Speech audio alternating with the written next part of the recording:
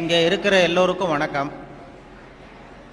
இந்த உங்களை எல்லாம் நான் வரும்பொழுது என்னை ரொம்ப கலாட்டா பண்ணுவீங்கன்னு பயந்துக்கிட்டே வந்தேன். ஏன்னா வரும்போது ஏன்னா எனக்கு எப்பொழுதுமே கொஞ்சம் நானும் மாணவனாக இருந்ததுனால நமக்கு என்னென்ன விஷயங்கள் தெரியுங்கிறது எனக்கும் தெரியும். இந்த வளாகத்துக்கு அண்ணாமலை யூனிவர்சிட்டிக்கு நான் ஒரு 45 வருஷத்துக்கு முன்னாடி வந்திருக்கிறேன் முதல் தடவையாக. அப்போ உங்களை மாதிரி இருக்கும்பொழுது வந்தேன். ஒரு விண்ணப்ப படிவம் வாங்கிறதுக்காக வந்தேன். அதாவது அப்ளிகேஷன் ஃபாரம், அந்த விவசாய படிப்புக்காக வாங்கிட்டு போனேன். அதுக்கு பிறகு கோயம்புத்தூர் விவசாய கல்லூரியிலேயும் போய் வாங்கிட்டு வந்து 2 இடத்துக்கும் விண்ணப்பம் போட்டேன். அங்கேருந்து முதல்ல விண்ணப்பம் வந்தது, அதனால் அங்கே போய் சேர்ந்தேன். இல்லைன்னா இன்றைக்கி நானும் இங்கே ஒரு பழைய மாணவனாக இருக்க வேண்டிய ஆள். முன்னாடி அந்த விண்ணப்பம் இங்கே சேர்ந்துருக்கலாம். எதுக்காக நான் சொன்னேன்னா, இந்த மாதிரி கல்லூரி விழாக்களில் பேசுகிறதுங்கிறது ரொம்ப கொஞ்சம் சங்கடம். அதாவது அந்த தொழில்முறை பேச்சாளர்களுக்கு அது ரொம்ப சாமர்த்தியமாக இருக்கலாம். நான் ஒரு தொழில்முறை பேச்சாளர் கிடையாது. ஏதோ வானொலி தொலைக்காட்சி பேசுகிறதுனால மறுபடியும் இங்கே கூப்பிட்டு பேச சொன்னாங்க. இது மாதிரி ஏன் பேச தயக்கம்னா, இந்த வயசில் ஒருத்தர் பேசுகிறத ரொம்ப நேரம் கேட்டுக்கிட்டு இருக்கிறது ரொம்ப கஷ்டம். அது உங்களுக்கு நல்லா தெரியும். ஏன் பேச தயக்கம்னா, இந்த வயசில் ஒருத்தர் பேசுகிறத ரொம்ப நேரம் கேட்டுக்கிட்டு இருக்கிறது ரொம்ப கஷ்டம். அது உங்களுக்கு எனக்கும் நல்லா தெரியும். அதில் என்ன, சின்ன குழந்தைகள்லேருந்து பெரியவங்க வரைக்கும் நான் பார்த்துருக்குறேன். இந்த மாதிரி அந்த எல்கேஜி யூகேஜி படிக்கிற குழந்தைகள் இருக்கு இல்லையா, அதில் கூப்பிட்டு என்னை பேச சொல்லுவாங்க சென்னையில். அவங்களுக்கு மாதிரி இந்த குழந்தைகளை உட்கார வச்சு காக்கா கதை நரி கதை ஏதாவது சொல்கிறது உண்டு. அப்படி சொல்லும் பொழுது அவங்க எப்போ பொறுமை இழக்கிறாங்கங்கிறதுக்கு ஒரு அடையாளம் என்னென்னா, அந்த முதல் வரிசையில் உட்காந்துருக்கிற குழந்தை லேசாக தரையை கீறுவான், லேசாக அப்படி இல்லைன்னா பக்கத்தில் இருக்கிறவனை ஒரு பென்சிலால் குத்துவான். இது அவன் பொறுமை இழக்கிறான்னு அர்த்தம். அதுபோல் ஒவ்வொரு இடத்துல, இப்போ பள்ளிக்கூடத்தில் ஹைஸ்கூலுன்னா கொட்டாய் விடுவார்கள். இப்போ காலேஜுன்னா இது மாதிரி பண்ணுவீங்க, ஏதாவது விசில் அடிக்கிறது இப்படி. அதனால் எப்போ முடிக்கணும் எப்போ தொடங்கணுங்கிறது அது ஒரு பெரிய முக்கியமான கட்டம். இதில் எனக்கு ரொம்ப பிடிச்சது இந்த முதியோர் இல்லங்களில் பேசுகிறது தான் ரொம்ப பிடிக்கும்.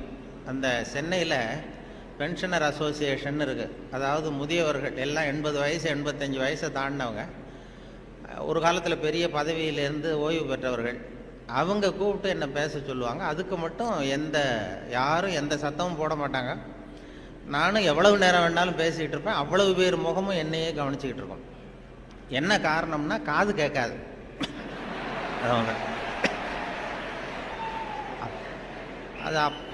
அதனால் அப்படி இருந்தால் அமைதியாக இருக்கலாம். இல்லைன்னா இப்படி. அதனால் இது ஒரு சத்தம்ங்கிறது நம்ம நல்ல ஆக்டிவாக இருக்கிறோங்கிறதுக்கு ஒரு அடையாளம்.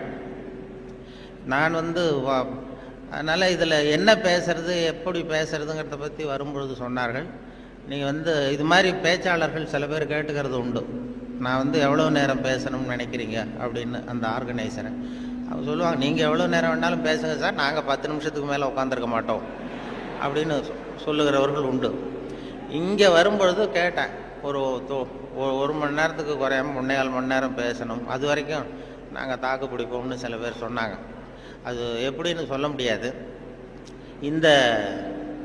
இங்கே வரும்பொழுதே ஏதோ உங்கள் பல் கோளரங்கத்துக்கு அவசியம் வாருங்கள்னு ஒரு போர்டு வச்சுருந்தீங்க.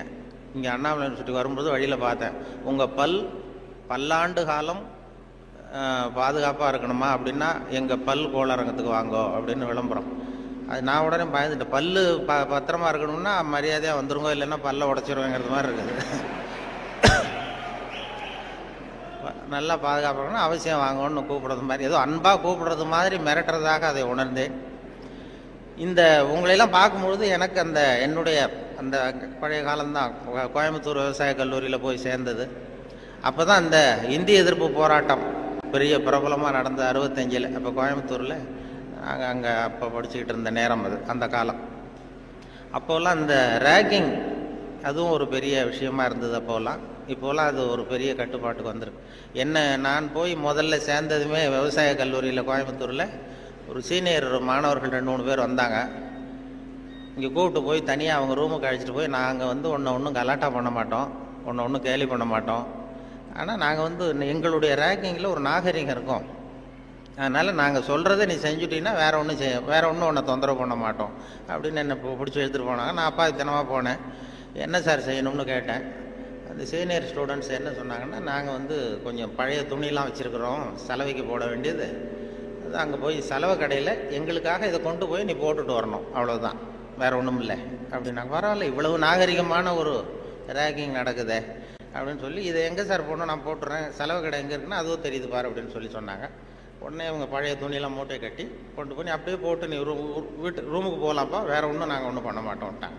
நான் இந்த பழைய துணியை தூக்கிட்டு போய் அங்கே கதவை தட்டி திறந்து விட்ற வெளில வந்தார். இந்தாங்க சார் என்னென்னு கேட்டபோது, இது பழைய துணி சலவைக்காக போட வந்தேன் அப்படின்னேன். யார் கொடுத்தது அப்படின்னு கேட்டார். அந்த பழைய மாணவர்கள், அந்த சீனியர் ஸ்டூடெண்ட்ஸு கொடுத்தாங்கன்னு. கவலைப்படாத, நீ இங்கே வச்சுட்டு போ, நான் பார்த்துக்கிறேன், நான் தான் வார்டன். இது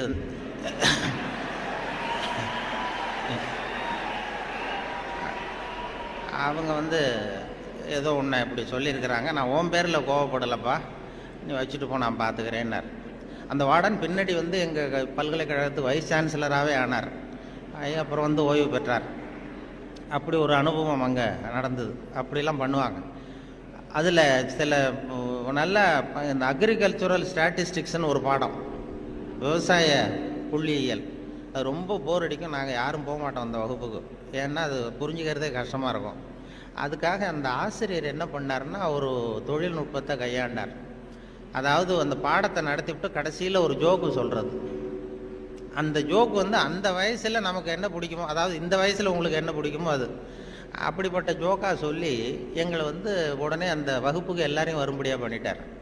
அப்போ அந்த விவசாய புள்ளியியல் துறை பேராசிரியர், அதனுடைய பாதிப்பு தான் எனக்கு எது சொன்னாலும் கடைசியில் எதையாவது ஒரு வேடிக்கையாக ஒன்று சொல்கிறதுங்கிறது. அந்த ஆசிரியருடைய பாதிப்பு. அவர் என்ன பண்ணுவார், ரொம்ப கடுமையான விஷயங்களை சொல்லிவிட்டு பாடம் முடிகிறப்போ ஒரு ஜோக்கு சொல்லுவார். அப்போ ஏதாவது பத்திரிகைகளில், வெளிநாட்டு பத்திரிகைகளில் படிச்சுட்டு வந்து சொல்லுவார். அவர் அப்போ 40 வருஷத்துக்கு முன்னாடி சொன்னது இப்போது இன்னமும் ஞாபகம் இருக்குது எனக்கு. அது என்ன, அவர் சொன்ன அந்த ஜோக்குகளில் ஒன்று என்னென்னா, ஒரு பெரிய குண்டான ஆள், ரொம்ப எடை அதிகம். அவன் வந்து இந்த எடையை குறைக்கிறது எப்படின்னு முயற்சி பண்ணான்.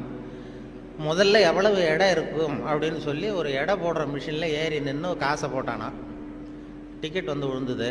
அதில் எழுதியிருக்கும், என்ன எழுதியிருக்கு அப்படின்னு பார்த்தா, ஒரு சமயத்தில் ஒருவர் மட்டுமே ஏறி நிற்கவும் அப்படின்னு இருந்துதான். இவன் புரிஞ்சுக்கிட்டான், என்னாச்சுன்னா சரி நமக்கு நிலைமை சரியில்லை, இது எப்படியும் எடையை குறைக்கணும், இதுக்கு என்ன பண்ணுறதுன்னா, அந்த நேரம் அமெரிக்கா போக வேண்டிய வாய்ப்பு கிடச்சிது. அமெரிக்கா போய் எங்கே சுற்றி பார்த்துக்கிட்டு இருக்கும்போது ஒரு இடத்துல போர்டு போட்டிருந்துதான், உங்கள் எடை குறைய வேண்டுமா, இங்கே வாருங்கள் அப்படின்னு விளம்பரம். உடனே இவன் ஆவலாக அங்கே போனான். அங்கே ஒரு இடத்துல அந்த மேனேஜர் மாதிரி ஒரு ரிசப்ஷனில் ஒரு பொண்ணு உட்காந்துருந்தது. என்ன ஏன்னா, நான் இந்தியாவிலேருந்து வந்திருக்கேன், எனக்கு எடை குறையணும் அப்படின்னா, உனக்கு ஆர்டினரி ட்ரீட்மெண்ட் வேணுமா, ஸ்பெஷல் ட்ரீட்மெண்ட் வேணுமா, ஆர்டினரி டீலக்ஸ்ன்னு 2 ட்ரீட்மெண்ட்டு கொடுக்குறோம் எடையை குறைக்கிறதுக்கு, உனக்கு எது வேணும்னு கேட்டிருக்கேன் அந்த அம்மா. இவன் பார்த்தான், எதுக்கு அனாவசியமாக செலவு, ஆர்டினரி ட்ரீட்மெண்ட்டே போகிறோம் அப்படின்ட்டுருக்கான். அப்படின்னா இந்த பக்கம் போ அந்த ரூமுக்கு அப்படின்னு சொல்லி கதவை திறந்து விட்டு தான் இவன் ஆவலாக உள்ள போயிட்டான். அந்த எடையை குறைக்க வேண்டிய போனால் அங்கே மேஜை நாற்காலி எல்லாம் செதறி கிடக்கு, அங்கேயும் இங்கேயுமா, ஒரு ஒழுங்காக இல்லை. ஒரு பெரிய ஹால், அதில் அந்த மூலையில் வந்து ஒரு பொண்ணு நின்றுட்டு இருக்கு, ஒரு 16 வயசு பொண்ணு நின்றுட்டு இருக்கு, அரைகுறை ஆடையோட. இவனுக்கு என்ன ஆசைன்னா, அந்த பொண்ணை போய் தொடணும்னு ஒரு ஆசை. அதனால் இப்படி சுற்றி சுற்றி ஓடுறான் அந்த மேஜை நாற்காலியை சுற்றி.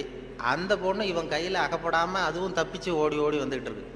ஒரு 15 நிமிஷம் துரத்துறான், அதுவும் சுற்றிக்கிட்டே இருக்குது. 15 நிமிஷம் கழித்து இந்த மேனேஜர், அந்த பொண்ணு வந்து, ட்ரீட்மெண்ட்டே இவ்வளவு தான், ஒரு 10 நாள் இப்படி வந்தீங்கன்னா சரியாக போடும், எடை குறைஞ்சிரும் அப்படின்ட்டு. இவன் வந்தவன் என்ன பண்ணா, சரி ஆர்டினரியே இப்படி இருந்தால் ஸ்பெஷல் ட்ரீட்மெண்ட் எப்படி இருக்கும் அப்படின்னு யோசனை பண்ணான். சாடார்னு என்ன பண்ணால், நம்ம வந்துட்டோம், இதுக்காக இன்னொரு தரம் அமெரிக்காவுக்கு நம்ம வரப்போகிறதில்ல, எப்படியும் அதையும் பார்த்துட்டு போகணுன்ட்டு மறுபடியும் அந்த மேனேஜரை மாட்ட போய் நின்னான். என்ன சார் மறுபடியும் என்னன்னு கேட்டிருக்கேன், அந்த ஸ்பெஷல் ட்ரீட்மெண்ட்டையும் எடுத்துகிட்டு போடலாம்னு பார்க்குறேன் அப்படின்னா, அது வந்து நீங்கள் இது ஆர்டினரி ட்ரீட்மெண்ட்டுக்கு $10 கட்டினீங்க, ஸ்பெஷல் ட்ரீட்மெண்ட்டுக்கு $50 கட்டணுமே அப்படின்ட்டுருக்கு. அது பரவாயில்ல, நான் கட்டிடுறேன்னு சொல்லி கட்டிவிட்டான். கட்டிவிட்டு அப்படின்னா இந்த ரூமுக்கு போ, அப்படின்னு ரொம்ப ஆவலாக போய் கதவை திறந்தான். அதுவும் ஒரு பெரிய ஹால். இதே மாதிரி மேஜை நாற்காலிலாம் செதறி கிடக்கு. அந்த மூலையில் தேடுறான், யார் நிற்கிறான்னு பார்த்தா ஒரு 90 வயசு கிழவி. அவ இவனை துரத்துறா.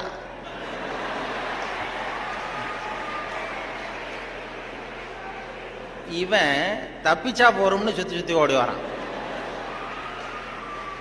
சுற்றி வந்து வெளியில் வந்து விறுவிறுக்க ஓடி வந்து போகிறோம் சார் அப்படின்னா, இது ஒரு 4 நாள்லேயே சரியாக போடுங்க உங்களுக்கு அப்படின்ட்டு வந்துட்டான்.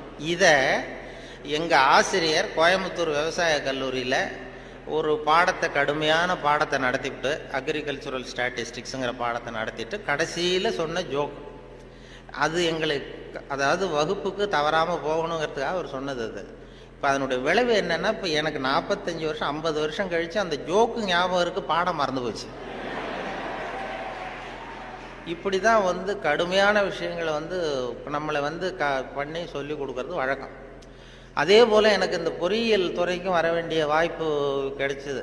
நம்ம படித்து முடித்ததுமே சில பேர் எங்கள் பெற்றோர்கள் எல்லாரும் ஆலோசனை பண்ணாங்க, பொறியியலுக்கு அனுப்பலாம், இன்ஜினியர் ஆக்கலாம் பையனை அப்படின்னு. அப்புறம் எல்லாம் இப்போ சில பேர் சொன்னாங்க, அதுக்கெல்லாம் நம்ம பையன் சரியாக வரமாட்டான், அதுக்கெல்லாம் கொஞ்சம் புத்திசாலித்தனம் வேணும் அப்படி இப்படின்னு சொல்லி அதை பண்ணி விட்டாங்க.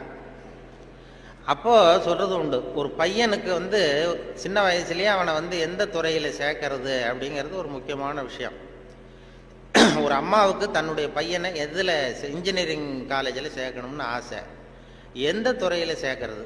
சிவில் இன்ஜினியர் ஆக்கலாமா, மெக்கானிக்கல் இன்ஜினியர் ஆக்கலாமா, அதை வந்து அல்லது எலக்ட்ரிக்கல் இன்ஜினியர் ஆக்கலாமா அப்படின்னு ஒரு அம்மாவுக்கு ஆசை. அப்போ எல்லா துறையும் இருக்கீங்கன்னு அர்த்தம். இந்த பையனை எந்த துறையில் சேர்க்கறது அம்மாவுக்கு முடிவு பண்ண முடியல, அப்பாவாலையும் ஒன்றும் சொல்ல முடியல. உடனே இவர் என்ன பண்ணார், பையனை அழைச்சிட்டு ஒரு மனோதத்துவ டாக்டர்கிட்ட போனார். ஒரு உளவியல் டாக்டர்கிட்ட போய், சைக்கியாட்ரிஸ்ட், இது மாதிரி என்னம்மா விஷயம்னு கேட்டிருக்காரு அந்த டாக்டர். ஒன்றும் இல்லை சார், என் பையனை வந்து மேற்கொண்டு படிப்புக்கு சேர்க்கணும், இன்ஜினியரிங் காலேஜில் சேர்க்கணும். சிவில் இன்ஜினியர் தேவலாமா, மெக்கானிக்கல் இன்ஜினியரா, எலக்ட்ரிக்கல் இன்ஜினியரா, எது இவனுடைய சுபாவத்துக்கு தகுந்தாப்புல நீங்கள் வந்து ஒரு துறையை சொன்னீங்கன்னா அது ஈஸியாக இருக்கும் படிக்கிறதுக்கு. அதுதான் உங்களை மன ரீதியாக நீங்கள் ஆராய்ச்சி பண்ணி சொல்லுங்கன்னு அழைச்சிட்டு வந்துருக்கு. இது ஒன்றும் கஷ்டம் இல்லைம்மா, ஈஸியாக கண்டுபிடிச்சிடலாம் அப்படின்னு அந்த டாக்டர் உடனே அந்த பையனை கூப்பிட்டு, என்னப்பா நல்லா இருக்கே அப்படின்னு தட்டி கொடுத்தார். சின்ன பையன், பொடியன். இவனுடைய சுபாவம் என்னங்கிறத நான் ஈஸியாக கண்டுபிடிச்சி சொல்லிடுறேன், அதுக்கு தகுந்தாப்புல இப்போ இருந்தே சொல்லி கொடுத்து நீங்கள் பழக்கி கொண்டு வரலாம் அப்படின்னு சொல்லிட்டு ஒரு நர்ஸை கூப்பிட்டார். நர்ஸ்னு தான் அந்த அம்மா வந்தது. இந்த பாரு, இது மாதிரி ஒரு மேஜையில் ஒரு சுத்தியல் கொண்டு வந்து வை, ஒரு கொரடு கொண்டு வந்து வை, ஒரு ஸ்க்ரூ டிரைவரை கொண்டு வந்து வை. இந்த பையனை அப்படி கொண்டு வந்து விடுவோம். இவன் சுத்தியலை போய் தொட்டான்னு எடுத்தான்னா ஆசையாக ஏதாவது ஒன்று எடுப்பான். சுத்தியல் எடுத்தான்னா சிவில் இன்ஜினியருக்கு படிக்க வச்சுருவோம், கொரடை எடுத்தான்னா மெக்கானிக்கல் இன்ஜினியருக்கு படிக்க வச்சுருவோம், ஸ்க்ரூ டிரைவர் எடுத்தான்னா எலக்ட்ரிக்கல் இன்ஜினியர் படிக்க வச்சுருவோம். இது அவனுடைய சுபாவத்தை கண்டுபிடிக்கிறது சுலபமான வழி அப்படின்னு டாக்டர் சொல்லிட்டார். ரொம்ப ஈஸியாக அந்த நர்ஸு கொண்டு வந்து ஒரு கொரடு, ஒரு சுத்தியல், கொரடு, ஸ்க்ரூ டிரைவர் வச்சுட்டு அப்படி ஒதுங்கி நின்றுது. பையனை கொண்டு வந்து விட்டாங்க. பையன் என்ன பண்ணா, நேராக போய் அந்த நர்ஸை கட்டி பிடிச்சிக்கிட்டான்.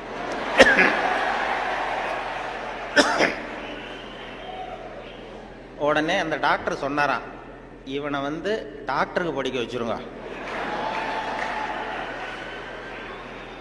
அதுதான் அவனுக்கு அவன் சுபாவத்துக்கு பொருத்தமாக இருக்கும் அப்படின்னு சொல்லுவான். அப்படி ஒருத்தருடைய சின்ன வயசுலேயே நம்ம எந்த துறைக்கு கொண்டு போகலாம் என்ன ஏதுங்கிறது இளையும் பயிர் முளையில் தெரியும்பாங்கள்ல, சின்ன வயசுலேயே தெரிஞ்சிடும். அது பெரிய பெரிய இதெல்லாம். ஒரு பெரிய எழுத்தாளர் மேல்நாட்டில் பிற்காலத்தில் வந்து பெரிய எழுத்தாளர் ஆனாராம். அவருக்கு சின்ன வயசில் படிக்கும் பொழுது ஒரு கட்டுரை எழுத சொல்லியிருக்கிறார் வாத்தியார். என்ன கட்டுரைன்னா, விபத்து அப்படின்னு தலைப்பு. விபத்துன்னு சொல்லி ஒரு கட்டுரை அல்லது கதை எழுதுங்கன்னு சொல்லியிருக்கார். இந்த சின்ன பையனாக இருக்கும்போது எழுதுனானா. அவன் பிற்காலத்தில் பெரிய நாவலிஸ்ட், பெரிய எழுத்தாளர் ஆனான். சின்ன வயசுலேயே அவன் விபத்துங்கிற தலைப்புக்கு என்ன எழுதுனா, ஒவ்வொரு வரியிலையும் ஒவ்வொரு திருப்பம். அதாவது ஒரு 10வது மாடியில் ஒருத்தன் வெள்ளை அடிச்சுக்கிட்டு இருந்தான் அப்படின்னு எழுதுறான். 10வது மாடியில் வெளிப்பக்கமாக நின்றுக்கிட்டு ஒருத்தன் வெள்ளை அடிச்சுக்கிட்டு இருந்தான். துரதிர்ஷ்டவசமாக அந்த வெள்ளை அடித்தவன் கால் தவறி கீழே விழுகிறான், விழுந்துக்கிட்டு இருக்கான். அதிர்ஷ்டவசமாக அந்த நேரம் சாலையில் ஒரு வைக்கோல் வண்டி வந்து கொண்டிருந்தது. அடுத்த வரி. அடுத்தது, துரதிர்ஷ்டவசமாக அந்த வைக்கோலின் நடுவே ஒரு கடப்பாரை சொருகியிருந்தார்கள். அதிர்ஷ்டவசமாக இவன் அந்த கடப்பாறையில் விழவில்லை, துரதிர்ஷ்டவசமாக அவன் வைக்கோலிலும் விழாமல் தரையில் விழுந்து செத்து போட்டான் அப்படின்னு. இந்த ஆள் இதை எழுதினவன் பிற்காலத்தில் பெரிய எழுத்தாளர் ஆகிட்டாரான், பெரிய இதாகி. அப்படி வந்து சுபாவம் வந்து சின்ன வயசுலேயே தெரியும் யார் யாருக்கு என்ன அப்படின்னு சொல்லி. நமக்கெல்லாம் அது இந்த இப்போ நம்ம ஆசிரியர்களுக்கே சில சுபாவங்கள் உண்டு. அது உங்களுக்கெல்லாம் தெரிஞ்ச விஷயமா இருக்கும். ஒவ்வொரு அவங்கவுங்க துறை சம்மந்தப்பட்ட இதாக இருக்கும். அதாவது ஒரு 3 பேராசிரியர்கள் ஒரு ஊருக்கு போனாங்க. ஒரு பெரிய பல்கலைக்கழகத்தில் இது மாதிரி பேசுறதுக்கு 3 துறை பேராசிரியர்கள் போனாங்க.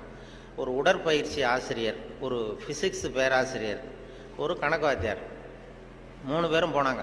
கணித பேராசிரியர் இது மாதிரி ஒரு விழாவில் பேசி முடித்ததும் கொண்டு போய் கெஸ்ட் ஹவுஸில் 3 பேரையும் தங்க வச்சாங்க. நாளைக்கு மறுநாள் அவங்க ஊருக்கு போகணும். இது மாதிரி விழாவில் கலந்துக்கிட்டு முடிஞ்சதும் கணித பேராசிரியருக்கு ஒரு ரூம், இவருக்கு அந்த ஃபிசிக்ஸ் பேராசிரியருக்கு ஒரு ரூமு, உடற்பயிற்சி ஆசிரியருக்கு ஒரு ரூம் போட்டு கொடுத்தாச்சு. இது மேல்நாட்டில் நடந்தது. அதனால் என்னென்னா அவங்களுக்கு அந்த ஆகாரம்லாம் டப்பாவிலே வச்சுருக்குறாங்க. அந்த டப்பாவில் டின்னு ஃபுட்டுங்கிறாங்கல்ல, அது மாதிரி டின்னில் அடைச்சி அவங்க ரூமில் வேண்டிய ஆகாரமெல்லாம் வச்சு கொடுத்து கொண்டு போய் விட்டு வந்துட்டாங்க. அந்த வந்துட்டு மறுநாள் காலையில் எழுந்திரிச்சார் இந்த ஆர்கனைசர். அப்போ தான் அவருக்கு அப்படியே பதறி போயிட்டார். ராத்திரி அந்த 3 பேராசிரியர்களுக்கும் 3 டப்பாவில் உணவு கொடுத்தோம், ஆகாரம். அது திறக்கிறதுக்கான கருவியை கொடுக்காம வந்துட்டோம். திறக்கிறதுக்கு ஒரு பொருள் அது இல்லாமல் கொடுத்தோம். எப்படி அவங்க டப்பாவை திறந்தாங்களா சாப்பிட்டாங்களா என்னன்னு தெரியல அப்படின்னு இவர் பதறி போய் விடிஞ்சதும் ஓடுறாரு விழுந்தடிச்சு. இந்த வரவேற்றார் ஓடி போய் முதல்ல அந்த உடற்பயிற்சி ஆசிரியர் கதவை திறந்தாராம். ரூமை திறந்தா அவர் நிம்மதியாக தூங்கிட்டு இருக்காரு. டப்பா திறந்து கிடக்கு, சாப்பிட்டுட்டு நிம்மதியாக தூங்கிட்டு இருக்காரு. உடனே இவர் போய் தட்டி எழுப்பி, எப்படி சார் அந்த டப்பாவை திறந்தீங்க, அந்த இதை கொடுக்கலையே நாங்கள் உங்களுக்கு அப்படின்னு. இது என்ன சார், உடல் பலம் தான் சார் முக்கியம், டப்பாவை பலம் ஓங்கி கீழே அடித்தேன் திறந்துட்டுது, அது என்ன பெரிய காரியம் அப்படின்னு சொல்லி உடற்பயிற்சி செஞ்சுட்டேன், அதனால சாப்பிட்டேன் இருக்கார். பரவாயில்ல சார் அப்படின்னு சொல்லி அடுத்த ரூமுக்கு ஓடி இருக்கார். அங்கே ஃபிசிக்ஸ் வாத்தியார் உட்காந்துருக்கார். அவரும் அதே மாதிரி நிம்மதியாக தூங்கியிருக்காரு. இது டப்பா திறந்து கிடக்கு. போய் திறந்து, எப்படி சார் திறந்தீங்க நீங்கள் டப்பாவை அப்படின்னா, அது என்ன சார், எந்த இடத்துல ப்ரெஷர் கொடுக்கணும்னு எனக்கு தெரியும், அந்த இடத்துல அழுத்தினா திறந்துட்டுது டப்பா, அது நமக்கு டெக்னிக் வந்தது தானே அப்படின்னு அந்த திறந்து சாப்பிட்டேன்ட்டார். இவர் அப்பாடா நிம்மதியாக போச்சு. அடுத்தது கணக்கு வாத்தியார் ரூமுக்கு ஓடினார். அங்கே போனால் அவர் தூங்கவும் இல்லை, டப்பாவும் திறக்கலை, மூடியே இருக்கு. என்ன பண்ணுறீங்க அப்படின்னு சொல்லி அந்த கணக்கு ஏதோ ஒரு எழுதிட்டு இருக்காரு பேப்பரில். கணக்கு வாத்தியார், என்ன சார் பண்ணிட்டு இருக்கீங்க அப்படின்னு கேட்டிருக்காரு. அவர் ஒன்றும் இல்லை, அஸ்யூம் தி டப்பா இஸ் ஓப்பன் அப்படின்னு சொல்லி மேற்கொண்டு கணக்கு போட்டுக்கிட்டு இருக்காரு சார் அப்படின்னாராம். இது ஒவ்வொருத்தருக்கும் ஒரு சுபாவங்கிறது அது இயல்பாக அமையிறது. ஆசிரியர்களுக்கு எல்லாருக்குமே அப்படி அமையிறது. என்னோட படித்தவர்கள் இன்னைக்கு பல பேர், ஒருத்தன் தான் சின்ன வயசில் ஒரு பையன் ஜானகிராமன் ஒருத்தன் பக்கத்தில் என்ன பென்சிலாலேயே குத்திக்கிட்டு இருப்பான். இன்னைக்கு அவன் கும்பகோணத்தில் இன்னைக்கு பெரிய டாக்டர், எல்லாருக்கும் ஊசி போட்டுக்கிட்டான். அப்படி சின்ன வயசுலேயே சுபாவம், அங்கே யார் யார் எப்படி வருவாங்க அப்படின்னு தெரியும். அவங்களுடைய அந்த படிக்கும் பொழுதே அந்த இது தெரியும். என்னோட படித்தவர்கள் நிறைய பேர் அது மாதிரி ஒவ்வொரு துறையில் வந்திருக்கிறாங்க. சில பேர் இந்த நான் சொன்னது மாதிரி மேல்நாட்டில் ஒரு பெரிய பிரபலமான வக்கீல். அந்த வக்கீல் சின்ன வயசு அவர்கிட்ட வாதாடுறதுக்கு எல்லாரும் பயப்படுவாங்களாம். அந்த வக்கீல் சின்ன வயசுல எப்படி இருந்தான் அப்படின்னு சொல்லி அவங்க அம்மா சொல்லியிருக்கிறாங்க ஒரு பேட்டியில். அவங்க இந்த பையன் இவன் சின்ன வயசுலேயே வருங்காலத்தில் பெரிய வக்கீல் ஆகிடுவான்னு எனக்கு தெரியும் அப்படின்னு சொல்லியிருக்கிறாங்க. என்ன பண்ணான்னா, அப்பா பேப்பர் படிச்சுட்டு உட்காந்துருக்காரு, அம்மா சமயக்கட்டில் இருக்கிறாங்க. இவன் பையன் அவன் ரூமில் இங்கே ஏதோ பண்ணிகிட்டு இருக்கான். ஒரு பூனை வீல்னு கத்திக்கிட்டு இருக்கு. அம்மா கதறிக்கிட்டு இருக்க ஒரு பூனை. உடனே அம்மாவுக்கு புரிஞ்சு போச்சு, டேய் அந்த பூனை வாழை பிடிச்சி இழுக்காதரா அப்படின்னு கத்திருக்கு அந்த அம்மா. பூனை வாழை பிடிச்சி இழுக்காதரான்னு. ஆமாம், இங்கேயும் சில பூனைகள் இருக்கு, அது வாழை யாரும் பிடிச்சி இழுத்துறாதீங்க. அது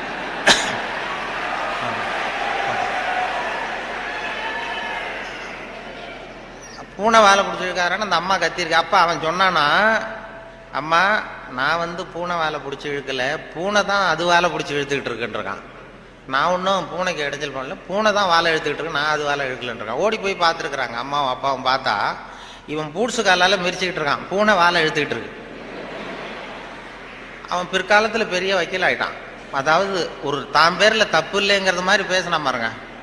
அவங்க அம்மா வந்து சொல்லியிருக்கு. இப்படி அது சின்ன வயசில் அவங்கவுங்களுக்கு அந்த இது இருக்கும். சில பேருக்கு ஆராய்ச்சி விஞ்ஞான மனோபாவம் வந்துடும். விஞ்ஞானம் சில பேர் சின்ன வயசுலேயே ஒருத்தன் மூஞ்சில் ஒருத்தன் குத்திட்டு இருப்பான். சின்ன இளம் வயசுலேயே ஒருத்தன் மூஞ்சில் ஒருத்தன் குத்திட்டு இருப்பான்.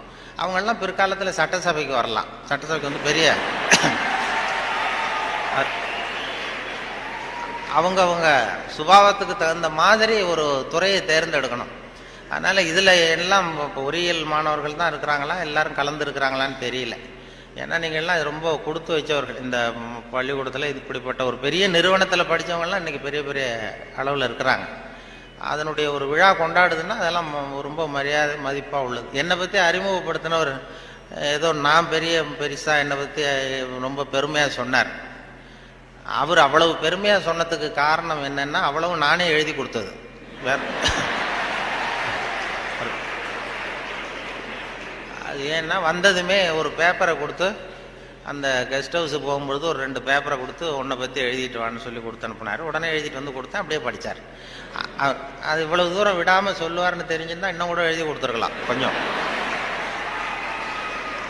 அது என்ன அதில் வேற இவரை பற்றி அறிமுகப்படுத்துறதுக்கே இது அவசியம் இல்லை, எல்லாருக்கும் தெரியும், இருந்தாலும் சொல்கிறேன் அப்படின்னு சொல்லி அவர் அதை படிக்கிறது. இது ஒரு சம்பிரதாயம் தான். ஒரு கூப்பிடும்பொழுது ஒரு இதில் அதே போல் உட்காந்து பேசுறியா நின்றுட்டு பேசுறியான்னு வேற கேட்டாங்க. அது எப்படி நீங்கள் ஏற்பாடு பண்ணியிருக்கிறீங்களோ அப்படி பேசிடுறோம் சார், இதில் என்ன அப்படின்னு 2 இருந்தது. உட்காந்து பேசு. ஏன்னா இந்த பேச்சாளர்கள் கடவுளுக்கு தான் 3 கோலங்கள் சொல்லுவாங்க. நின்ற கோலம், அமர்ந்த கோலம், கிடந்த கோலம் அப்படின்னு இந்த ஆன்மீகத்தில் சொல்லுவாங்க. நின்ற கோலத்தில் அருள் பண்ணுறவர் யார்? திருப்பதி வெங்கடாஜலபதி அப்படி வைங்களேன். அமர்ந்த கோலம்னு பார்த்தா ஐயப்ப சாமி அமர்ந்த கோலம். இதை தவிர கிடந்த கோலத்தில் அருள் பண்ணுற சாமி இருக்குது. அது என்னென்னா ஸ்ரீரங்கம் பள்ளிகொண்ட பெருமாள். அது வந்து படுத்திருக்கும். இப்படி 3 கோலத்தில் ஆண்டவன் கோலங்கள் உண்டு. அது எதுக்கு சொல்கிறேன்னா அதே மாதிரி நம்ம ஊரில் பேச்சாளர்களுக்கும் 3 கோலங்கள் உண்டு. அது நின்ற கோலத்தில் பேசுகிறவர்கள் அரசியல்வாதிகள். அவங்களுக்கு நின்னாதான் பேச்சு வரும், உட்காந்து பேச. அமர்ந்த கோலத்தில் பேசுகிறவங்க ஆன்மீகவாதிகள். இப்போ நடமாடும் பல்கலைக்கழகம் நாவலர் நெடுஞ்செழியன் இருந்தார் இல்லையா, இங்கே படித்தவர்.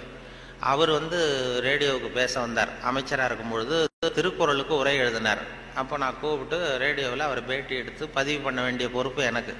அவரை கூப்பிட்டுட்டு வந்து அறையில் உட்கார வச்சு பேசிகிட்டு இருக்கோம். அது மாதிரி பதிவு பண்ணுறதுக்கு போகிறேன். அப்படி போய் உட்கார வச்சா வானொலி நிலையத்தில் இப்படி தான் ஏற்பாடு பண்ணி வச்சுருப்போம். உட்காந்து பேசினா தம்பி இங்கே வா, நான் வந்து எனக்கு உட்காந்தா பேச்சு வராது, நின்றுக்கிட்டே பேசிடுறேன், இந்த மைக்கை கொஞ்சம் தூக்கி வசதி வையினார். அப்புறம் அவர் உயரத்துக்கு மைக்கை தூக்கி வச்சு அப்புறம் பதிவு பண்ணேன். இது அவங்களுக்கு பழக்கத்தில் மேடையில் நடமாடும் பல்கலைக்கழகம் எதை வேணாலும் பேசுவார். உட்காந்தா கொஞ்சம் தயக்கம் வந்தது. அது அரசியல் அப்படி. அது ஆன்மீகவாதிகள். இப்போ கிருபானந்த வாரியாரெல்லாம் கூப்பிட்றோம் வானொலி நிலையத்துக்கு, அவரை உட்கார வச்சு தான் பதிவு பண்ணுவோம். அவரை வந்து நின்றுக்கிட்டே பேசுங்க சார்னு சொல்ல முடியாது. அதனால் நின்ற கோலம் பேசுகிறவங்க அரசியல்வாதிகள், அமர்ந்த கோலத்தில் பேசுகிற பேச்சாளர்கள் ஆன்மீகவாதிகள். இதே மாதிரி கிடந்த கோலத்தில் பேசுகிறவங்களும் உண்டு நம்ம ஊரில்.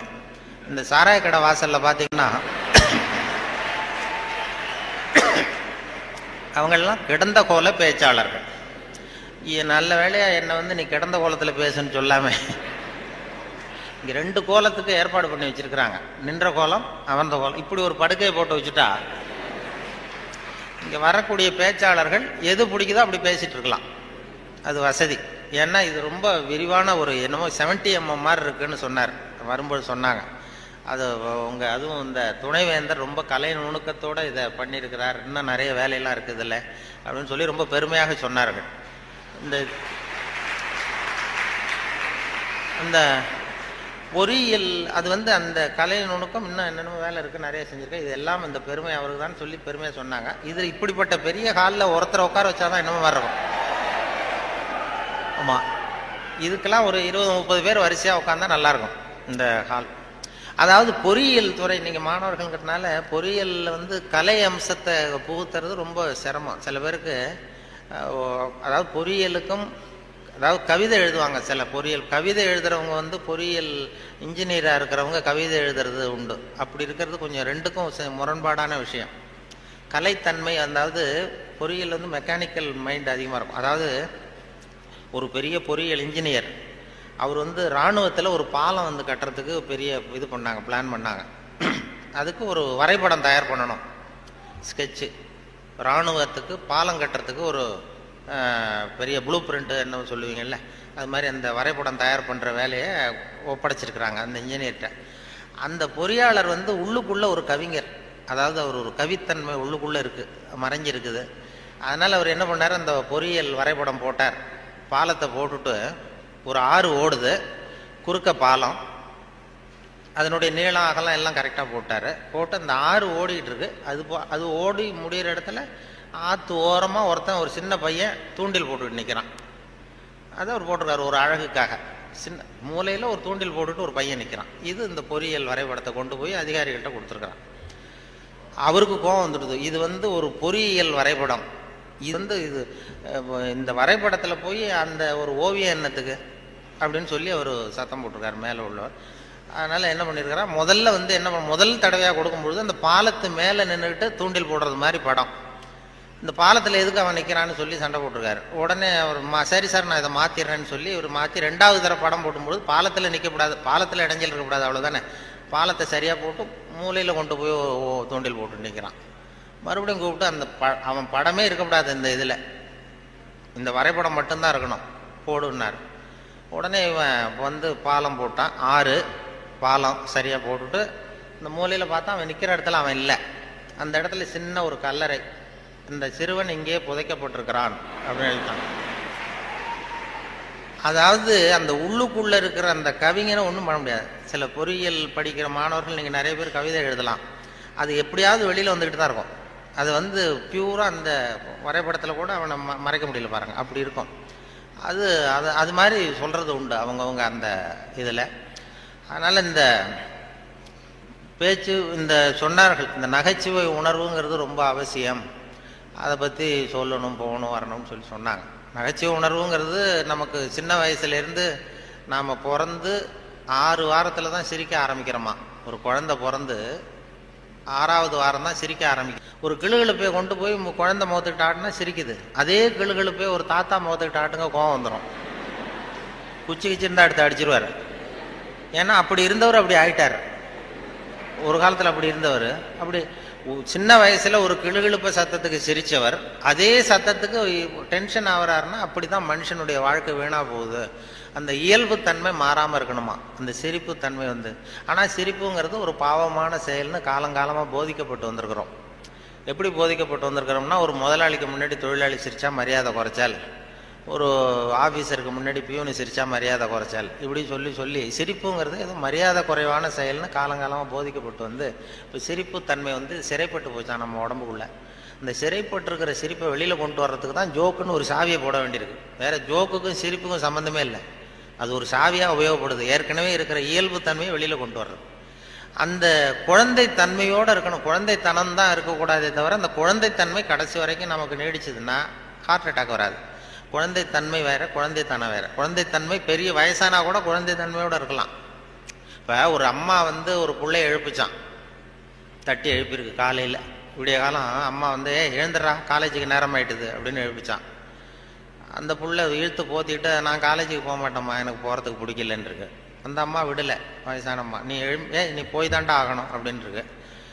அந்த புள்ள எழுந்திரிச்சு உட்காந்து கேட்டிருக்கு, ஏம்மா என்னை வந்து ஏன் இப்படி தொந்தரவு பண்ணுற தூங்க விடாமல் அப்படின்ட்டுருக்கு. அப்போ அந்த அம்மா சொல்லிச்சான், நீ வந்து காலேஜுக்கு ஏன் போக மாட்டேங்கிற, அதுக்கு 2 காரணம் சொல்லு அப்படின்ட்டுருக்கு. அந்த அம்மா பிள்ளைய கேட்டிருக்கு, நீ காலேஜுக்கு ஏன் போக மாட்டேங்கிற 2 காரணம் சொல்லு.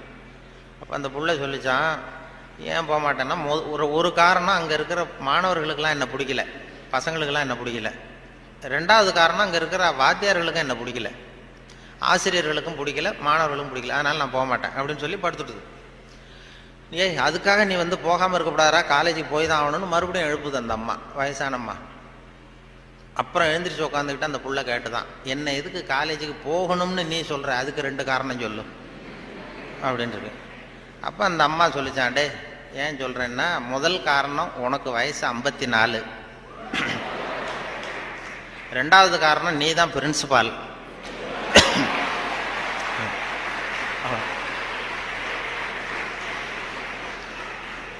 அதாவது 54 வயசுலேயும் அவர் குழந்தை தன்மையோடு இருக்கார் பாருங்க. அவங்க அம்மாவுக்கு அது புள்ள தானே, அதுதான் குழந்தை தன்மைங்கிறது, குழந்தைத்தனம் இல்லை. இது குழந்தைத்தனங்கிறது வேற, குழந்தை தன்மைங்கிறது வேற. அந்த குழந்தைத்தன்மை மாறாமல் மனுஷன் வாழணும்னு சொல்லி இப்போ சொல்கிறாங்க. நமக்கு வருகிற நோய் நொடிக்கெல்லாம் அதுதான் காரணம். இப்போ ஹார்ட் அட்டாக் திடீர்னு வர்றதுக்கு அதுதான் காரணம். மன இருக்கம் வரக்கூடாது. குழந்தைய எல்லாரையும் குழந்தைய ஆக்க முடியாது, ஆனால் குழந்தை தன்மையை நம்ம வளர்த்துக்கலாம். இந்த 200 தடவை சிரிப்பு தன்மையை இருந்துகிட்டு இருக்கலாம். எல்லாரையும் குழந்தை ஆக்கிறதுக்கு வழி விஞ்ஞானத்தில் இது வரைக்கும் வழி கிடையாது. ஒரு டாக்டர் கண்டுபிடிச்சாராம். ஒரு டாக்டர் என்ன கண்டுபிடிச்சாருன்னா, ஒரு மாத்திரை சாப்பிட்டா 1 வயசு குறையும் அப்படின்னு ஒரு மாத்திரையை கண்டுபிடிச்சாராம் ஒரு டாக்டர். ஒரு மாத்திரை சாப்பிட்டீங்கன்னா 1 வயசு குறையும். உடனே ஒரு பாட்டியம்மா போச்சு, 90 வயசு பாட்டி, எனக்கு ஒரு பாட்டில் மாத்திரை கொடுங்க டாக்டர் அப்படின்னு வாங்கிட்டு வந்துருக்கு. வாங்கிட்டு வந்து ஒரு மாத்திரை சாப்பிட்டா 1 வயசு குறையும்னாரா. மறுநாள் ஒரு 30 வயசு பொண்ணாக மாறி இது போயிருக்கு. முதல் நாள் 90 வயசு பாட்டியாக போச்சு, 30 வயசு பொண்ணாக மாறி அதே டாக்டர்கிட்ட போச்சு. இடுப்பில் ஒரு வயசு கை குழந்தை, அது சட்டை கிட்ட போடாமல் கட்டை வரல வாயில் வச்சுட்டு உட்காந்துருக்கு. தூக்கிக்கிட்டு அதே டாக்டர்கிட்ட போயிருக்கு. போனதும் அந்த டாக்டர்கிட்ட சொன்ன, ஏம்மா வந்திருக்கேன்னு கேட்டார். ஒன்றும் இல்லை டாக்டர், நேற்று உங்ககிட்ட வந்தேன், மாத்திரை கேட்டேன், ஒரு மாத்திரை சாப்பிட்டா 1 வயசு குறையும். நீங்கள் நான் ஒரு பாட்டில் மாத்திரை வாங்கிட்டு போனேன், ஏதோ ஒரு ஆர்வத்தில் ஒரு 30-40 மாத்திரையை சேர்த்து சாப்பிட்டேன், அதனால் இப்படி ஆகிட்டம் பாருங்கள் அப்படின்ட்டு. டாக்டர் சொன்னார், இதுக்கு ஏமா வருத்தப்படுற, எல்லாரும் வயசு குறையணும்னு தான் நினைக்கிறாங்க, உனக்கு வயசு குறைஞ்சிட்டது, சந்தோஷப்படும், இதுக்கே மறுபடியும் என்னை தேடிட்டு வந்தேன்னு. அப்போ இந்த அம்மா சொல்லிச்சான், என்னை பற்றி பரவாயில்ல டாக்டர், இடுப்பில் பாருங்கள் 1 வயசு கை குழந்தை, இது ரொம்ப ஆர்வத்தில் ஒரு 70-80 மாத்திரையை சாப்பிட்டுட்டுது, இது என் வீட்டுக்காரர்.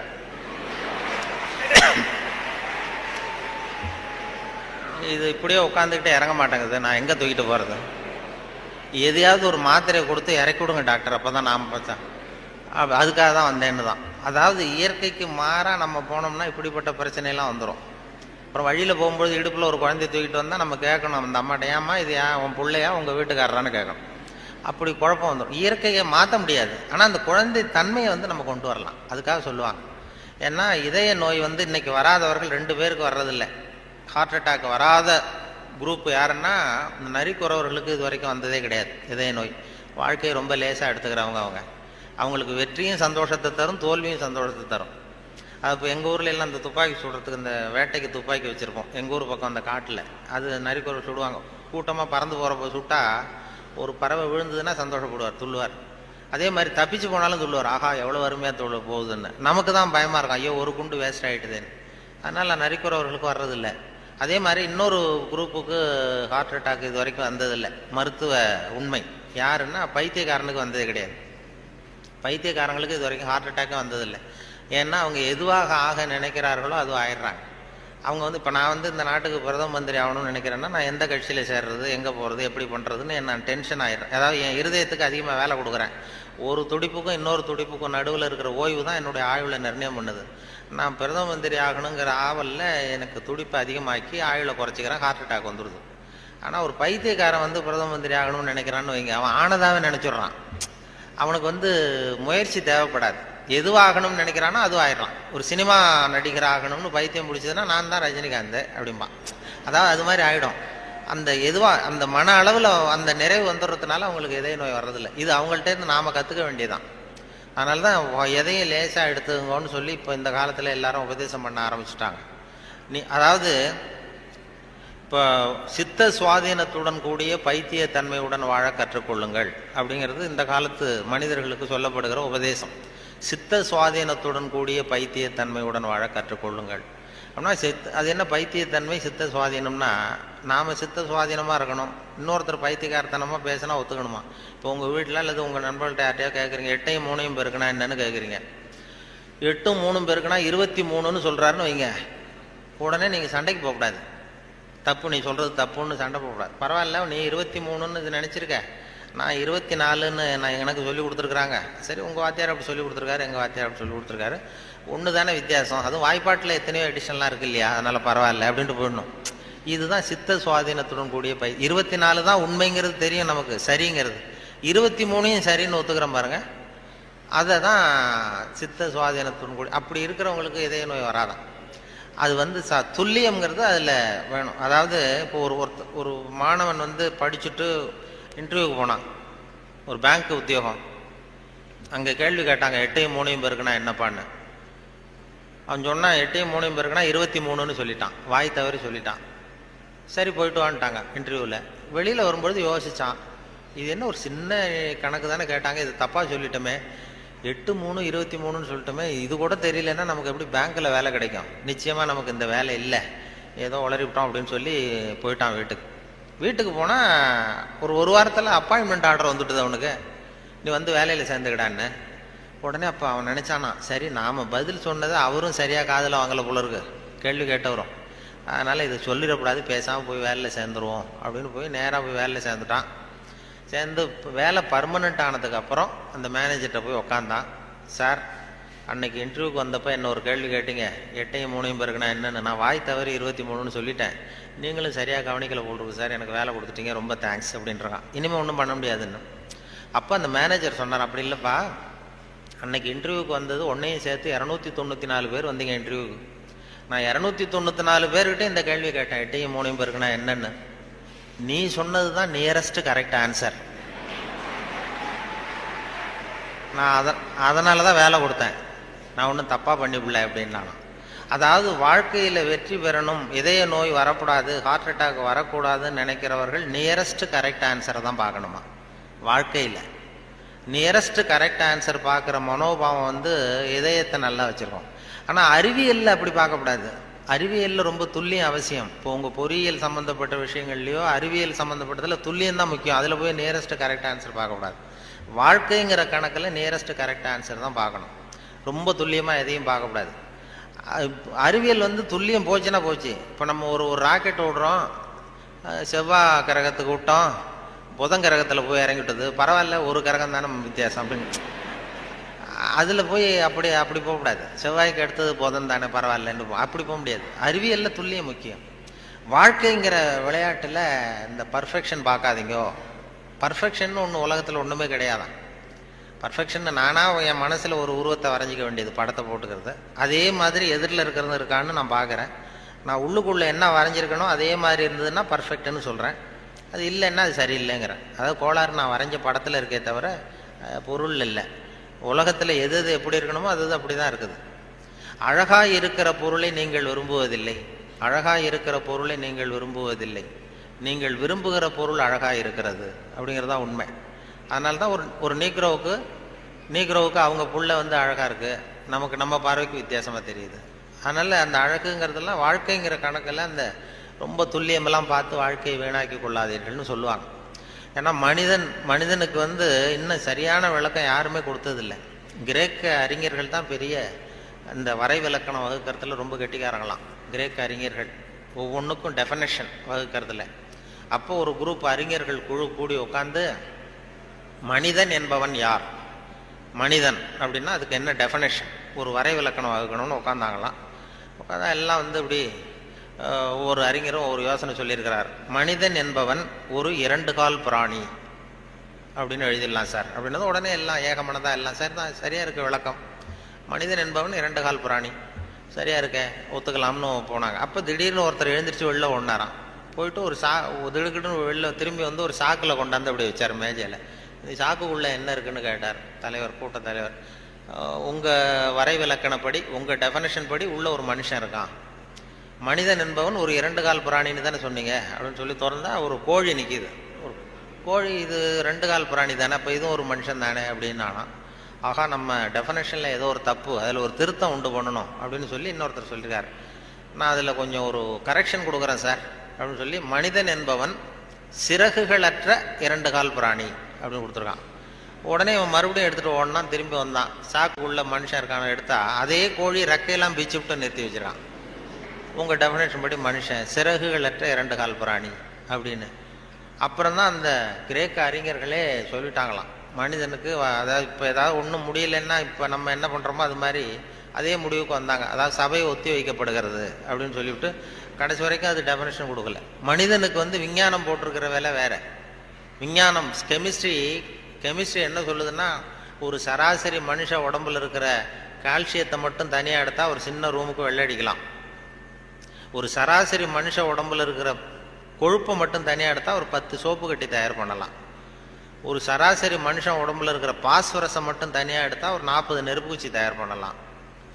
ஒரு சராசரி மனுஷ உடம்புல இருக்கிற இரும்பு சத்தை மட்டும் தனியாக எடுத்தால் 2 கலாணி 2 செய்யலாம். இவ்வளவுக்கு மொத்தமாக விலை போட்டால் 42 ரூபா 50 காசு. இதுதான் கெமிஸ்ட்ரி நமக்கு போட்டிருக்கிற விலை. ஒரு மனுஷனுக்கு ரசாயன விஞ்ஞானம் போட்டிருக்கிற விலை அவ்வளவுதான். அவன் எப்போ அவன் அவனுடைய வேல்யூ கூடும்னா அவன் எப்படி நடந்துக்கிறாங்கிறத பொறுத்து தான். அதுவும் மனுஷன் உயிரோடு இருக்கிற வரைக்கும் தான் 42-50 காசு. மிருகங்கள் அவனை விட பெருசாக இருக்கு. செத்தத்துக்கு அப்புறம் வேல்யூ கூடுது. கடையில் பாருங்கள், உயிர் கோழி 50 ரூபா, உரித்த கோழி 60 ரூபான்னு போட்டுருவோம். செத்தத்துக்கு அப்புறம் 10 ரூபா கோடி போடும். மனுஷன் உயிர் மனிதன் 42 ரூபா 50 காசு, செத்த மனிதன் 52 ரூபா 60 காசு. அப்படின்னா நீயே வச்சுக்கடா போடான்ட்டு போடுவான். அது அப்படி எப்படி வாழணுங்கிற அந்த வாழ்க்கை நெறிகள்லாம் பெரியவர்கள் நிறைய பேர் அதை பற்றி இது பண்ணி சொல்கிறாங்க. அதனால தான் அவங்ககிட்டேருந்து கற்றுக்கிட்டு நம்ம நல்ல பழக்க வழக்கங்கள் நம்மக்கிட்ட இருக்கிற அந்த திருக்குறளை பற்றி இப்போ தான் அதை பற்றி நிறைய பேர் பேச ஆரம்பிச்சிருக்கிறாங்க. திருக்குறளுங்கிறது அதனுடைய அருமை பெருமையெல்லாம் எப்படி வந்தது போச்சுன்னு சொல்லி. திருக்குறள்லாம் சின்ன வயசில் நம்ம பாடத்திட்டத்தில் மனப்பாடம் பண்ணது தான். இப்போ அதை பற்றி ஆங்கில மொழிபெயர்ப்புலாம் நிறைய பெருசாக பண்ண. பண்டிதமணி கதிரேசன் செட்டியார் இருந்தார். அவருடைய மகன் கூட இங்கே இருந்தார்ல, தமிழ் துறையில் கதிர் தியாகராஜன். அவங்க அப்பா பண்டிதமணி கதிரேசன் செட்டியார். அவர் திருக்குறளை மனப்பாடம் பண்ணது எப்படின்னா, எதிரில் அவங்க வீட்டு வேலைக்காரனை உட்கார வச்சுக்குவாராம். இவர் உட்காந்துருப்பார். அவருக்கு கால் நடக்க முடியாது, கால் ஊனம். அதனால் எதிரில் வேலைக்காரனை உட்கார வச்சுட்டு அவன் கையில் திருக்குறள் புஸ்தகத்தை கொடுத்துட்றது. இவர் உட்காந்துக்கிட்டு, இந்த இடத்துல நான் முதலாளி கிடையாது, நீ வேலைக்காரன் கிடையாது, நான் திருக்குறளை வரிசையாக சொல்லிட்டு வருவேன், அது சரியாக இருக்கான்னு பார்த்துக்கிட்டே வா, ஏதாவது ஒரு சின்ன தப்பு சொல்லிட்டா கூட நீ என்ன முதலாளின்னு பார்க்காத, எழுந்திரிச்சு என் தலையில் ஓங்கி ஒரு கொட்டு வை அப்படின்னு. சரி முதலாளின்னு வாங்கி வச்சுக்கிட்டான். வாங்கி வச்சுட்டு சொல்லுங்கள் முதலாளின்னு உட்காந்தான். அகர முதல எழுத்தெல்லாம் ஆதி பகவன் முதற்றே உலகு அப்படின்னாரு. உடனே கிடுக்குன்னு கொஞ்சம் இருங்க முதலாளி அப்படின்னு சொல்லி எழுந்திரிச்சு ஓங்கி நங்குன்னு கொட்டி விட்டான் தலையில். ஏன்டா கொட்டினா, நான் சரியாக தானடா சொன்னேன் அப்படின்னா, இல்லை நீங்கள் சொன்னது தப்பு முதலாளி, அகர முதல எழுத்தெல்லாம்னு நீங்கள் சொன்னீங்க, இந்த புஸ்தகத்தில் அகர முதல வெழுத்தெல்லாம்னு போட்டிருக்கு, அதனால தப்பு. டக்குன்னு இப்போ திருக்குறளை புரிஞ்சிட்டாரான். இதே ரீதியில் போனால் நான் 1330 கொட்டு வாங்கணும் உங்ககிட்ட, என் தலை தாங்காது, நான் பார்த்துக்கிறேன் போடான்ட்டாரான். அப்படிலாம் திருக்குறளை படித்து பெரிய இது பண்ணியிருக்கிறாங்க.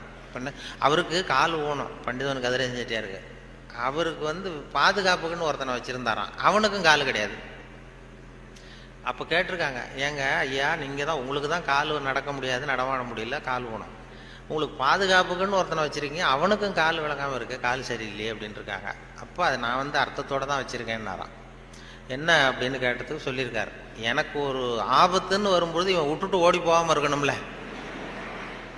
அதுக்காக தான் வச்சுருக்கேன் அப்படின்னு சொன்னாரான். அப்படிலாம் அந்த தலைமுறையில் திருக்குறளை பற்றி சொல்லுவாங்க. திருக்குறளை இப்போ பெரிய அதை பற்றி சான் ஸ்னைடர்னு ஒருத்தர், இப்போ அமெரிக்க பேராசிரியர், திருக்குறளை பற்றி 600 பக்கத்துக்கு 600 பக்கம் கற்கும் வழிகள்னு ஒரு புத்தகம் எழுதினாராம். ஹைவே டு லேர்னிங், அது ஒன்று ஹைவே டு லேர்னிங் அப்படிங்கிற புத்தகம் 600 பக்கம், 500 ரூபா விலை. அதாவது கற்கும் வழிகள்னு அமெரிக்காவில் இப்போ பிரபலமாக அந்த புத்தகம் வித்துக்கிட்டு இருக்கு. அதை படிச்சுட்டு நம்ம தமிழ் பேராசிரியர் ஒருத்தர் சொன்னாருங்க, இதுக்கு ஏன் 600 பக்கம் வேஸ்ட், நம்ம திருவள்ளுவர் ஒவ்வொரு வார்த்தையிலேயே பதில் சொல்லியிருக்காரு அப்படின்னாரு. கற்கும் வழிகளில் அவர் என்ன பண்ணியிருக்காருன்னா, சாப்டர் படிச்சார். Why we should read, how we should read, what we should read, when we should read அப்படின்னு 4 பிரிவாக பிரிச்சுக்கிட்டு எதை படிக்கணும், எப்படி படிக்கணும், ஏன் படிக்கணும், எப்போ படிக்கணும் அப்படிங்கிற மாதிரி பண்ணியிருக்கிறார். அதாவது ஹவு வி ஷுட் ரீட் அப்படின்னு ஒரு கேள்வியை கேட்டுக்கிட்டு 250 பக்கம் அவர் எழுதியிருக்கார். இந்த கேள்விக்கு திருவள்ளுவர் எதை படிக்கணும், அதாவது எப்படி படிக்க வேண்டும், ஹவு வி ஷுட் ரீட்னா கசடர கற்க அப்படின்னு ஒரே வார்த்தையில் ஒரு பதில் உண்டு. இதுக்கு 250 பக்கம் வேஸ்ட் பண்ண வேண்டியது இல்லைன்னாரு. வாட் வி ஷுட் ரீட், என்ன படிக்கணும் அப்படின்னா கற்பவை கற்க, இதுக்கு 300 பக்கம் எழுதியிருக்காரு அவர். வென் வி ஷுட் ரீட், அதாவது அப்புறம் வாட் வி ஷுட் ரீட், ஏன் படிக்க வேண்டும், ஒய் வி ஷுட் ரீட், அதுக்கு 300 பக்கம் எழுதியிருக்காரு இவர். அதற்கு தக நிற்க அப்படிங்கிறது தீர்ந்து போச்சு. வென் வி ஷுட் ரீட், எப்பொழுது படிக்க வேண்டும் அப்படின்னா சாந்துணையும் அப்படிங்கிற வார்த்தையில் இருந்தது. இப்படி 4 வார்த்தையில் திருவள்ளுவர் சொன்னதை ஒரு 600 பக்கம் எழுதியிருக்கிறாருன்னு சொல்லி சொன்னார். அதை படித்து பார்த்துட்டு அப்படி அதை பற்றி பெருமையாக ஜியு போப்பு ஆராய்ச்சி பண்ணார். அதாவது இவர் அரிஸ்டாட்டல்லையும் திருவள்ளுவரையும் ஒப்பிடுறார் ஜியு போப்பு. அப்போ என்னென்னா, அரிஸ்டாட்டில் காலத்தில் ஒரு தப்பு பண்ணிட்டா அதே தப்பை திருப்பி பண்ணலாம். இப்போ ஒருத்தர் வலது கையை ஒருத்தன் வெட்டிட்டான்னா திருப்பி அவனுடைய வலது கையை வெட்டலாம். இப்போ ஒருத்தன் ஒரு கண்ணை குத்தி விட்டான்னா அதே கண்ணை இவனும் குத்தலாம். அதுதான் இப்போ உள்ள தர்மம். அரிஸ்டாட்டில் காலத்தில் ஒருத்தன் உங்களுக்கு ஒரு விரலை எந்த விரலை வெட்டுறானோ அதே விரலை நீங்களும் வெட்டலாம். அது அந்த தர்மம். அந்த அதே காலத்தில் திருவள்ளுவர் என்ன சொல்றார் அப்படின்னு பார்த்தார். அதாவது ஒருத்தன் நமக்கு கெடுதல் பண்ணுனா திருப்பி அதே கெடுதலை பண்ணு அப்படின்னு அவர் சொல்றார். இயேசுநாதரும் அப்ப சொன்னார். அவர் என்னன்னா, அதாவது அரிஸ்டாட்டில் என்ன சொன்னார், ஒருத்தன் உனக்கு வலது கண்ணத்தில் அடிச்சான்னா நீ வலது கண்ணத்தில் அடி. இது அரிஸ்டாட்டல். இயேசுநாதர் சொன்னார், உனக்கு வலது கண்ணத்தில் அடிச்சான்னா நீ இடது கண்ணத்தை திருப்பி காட்டு அப்படின்னார். இது அதை விட கொஞ்சம் பெரிய பண்பாடு உள்ள செயல். அதுக்கடுத்து திருவள்ளுவரை பார்த்தா, நீ ஒருத்தன் உன்னை அடிச்சுட்டான்னா நீ பதிலுக்கு அவன் கண்ணத்தை தடவி கொடு அப்படிங்கிறார். இன்னா செய்தாரை ஒருத்தல் அவர் நானும் நன்னையும் செய்து விடுன்னு சொன்னார். அப்படின்னு சொல்லிட்டு இது ஜியு போப்பு ஒப்பிடுறார் அரிஸ்டாட்டிலையும் திருவள்ளுவரையும். அவர் எழுதுறார், when compared because of this unique feature of forgiveness. மன்னிப்புல இது ஒரு தனித்தன்மை இருக்கு திருவள்ளுவர் சொல்றதுல. அதனால ஜியு போப்பு எழுதுறார், when compared because of this unique feature of forgiveness திருவள்ளுவர் இஸ் அட்லீஸ்ட் 1 inch டாலர் தேன் அரிஸ்டாட்டில் அப்படின்னு எழுதினார். அரிஸ்டாட்டிலை விட 1 inch உயரமானவர் திருவள்ளுவர் அப்படின்னு சொல்லி. அதனால தான் அவ்வளோ உயரமாக கன்னியாகுமரியில் கொண்டு போய் செலவு வச்சிருக்கிறோம். அது அப்படி ஜியு போப்பு கம்பேர் பண்ணி எழுதுறார். அப்படி நாம் பெருமைப்படுறதுக்கு எத்தனையோ விஷயங்கள் நம்ம இதில் இருக்கு. அதனால இப்படிப்பட்ட இந்த உணர்வு, இந்த நகைச்சுவை உணர்வை பற்றி பேசிட்டு இருந்தோம் இல்லையா, அது எங்கள் ஆசிரியர் சொன்னது மாதிரி அதை வச்சு எந்த விஷயத்தை சொன்னாலும் கொஞ்சம் சுவாரஸ்யமாக சொன்னோம்னா வாழ்க்கையிலையும் சரி, நீங்கள் எந்த துறையில் வேலைக்கு போனாலும் சரி, சக மனிதர்கள்ட்ட பழகும் பொழுதும் சரி, அந்த நகைச்சுவை உணர்வுன்னு இருக்கும் பொழுது நல்லா இருக்கும். அதாவது இவர் பேராசிரியர் கல்கி எழுதியிருக்கிறார், இதில் பேசினார். அவர் ஆல் இண்டியா ரேடியோவில் ஆரம்பத்தில் 1938 பேராசிரியர் கல்கி பேசியிருக்கார், தமிழில் சிறுகதை அப்படின்னு. எப்படி சொல்றது சுவாரஸ்யமாக எப்படி சொல்றதுன்னு சொல்லி அப்போ பேசியிருக்கார். சிறுகதைன்னா அது சிறுன்னு அர்த்தம் இருக்கு, அதனால சிறுசாக இருக்கணும், தேவைக்கு அதிகமாக வளர்த்தாத. கதைன்னா அதில் ஒரு கதை அம்சம் இருக்கணும்.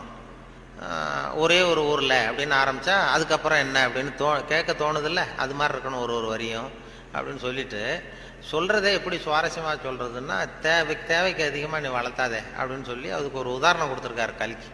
அதாவது நீங்கள் எழுத்தாளராக இருந்தாலும் சரி, பேச்சாளராக இருந்தாலும், சக மனிதர்கள்ட்ட பழக்கிறவராக இருந்தாலும் தேவைக்கு அதிகமாக இது பண்ணாதீங்க அப்படிங்கிறதுக்காக சொல்லியிருக்காரு.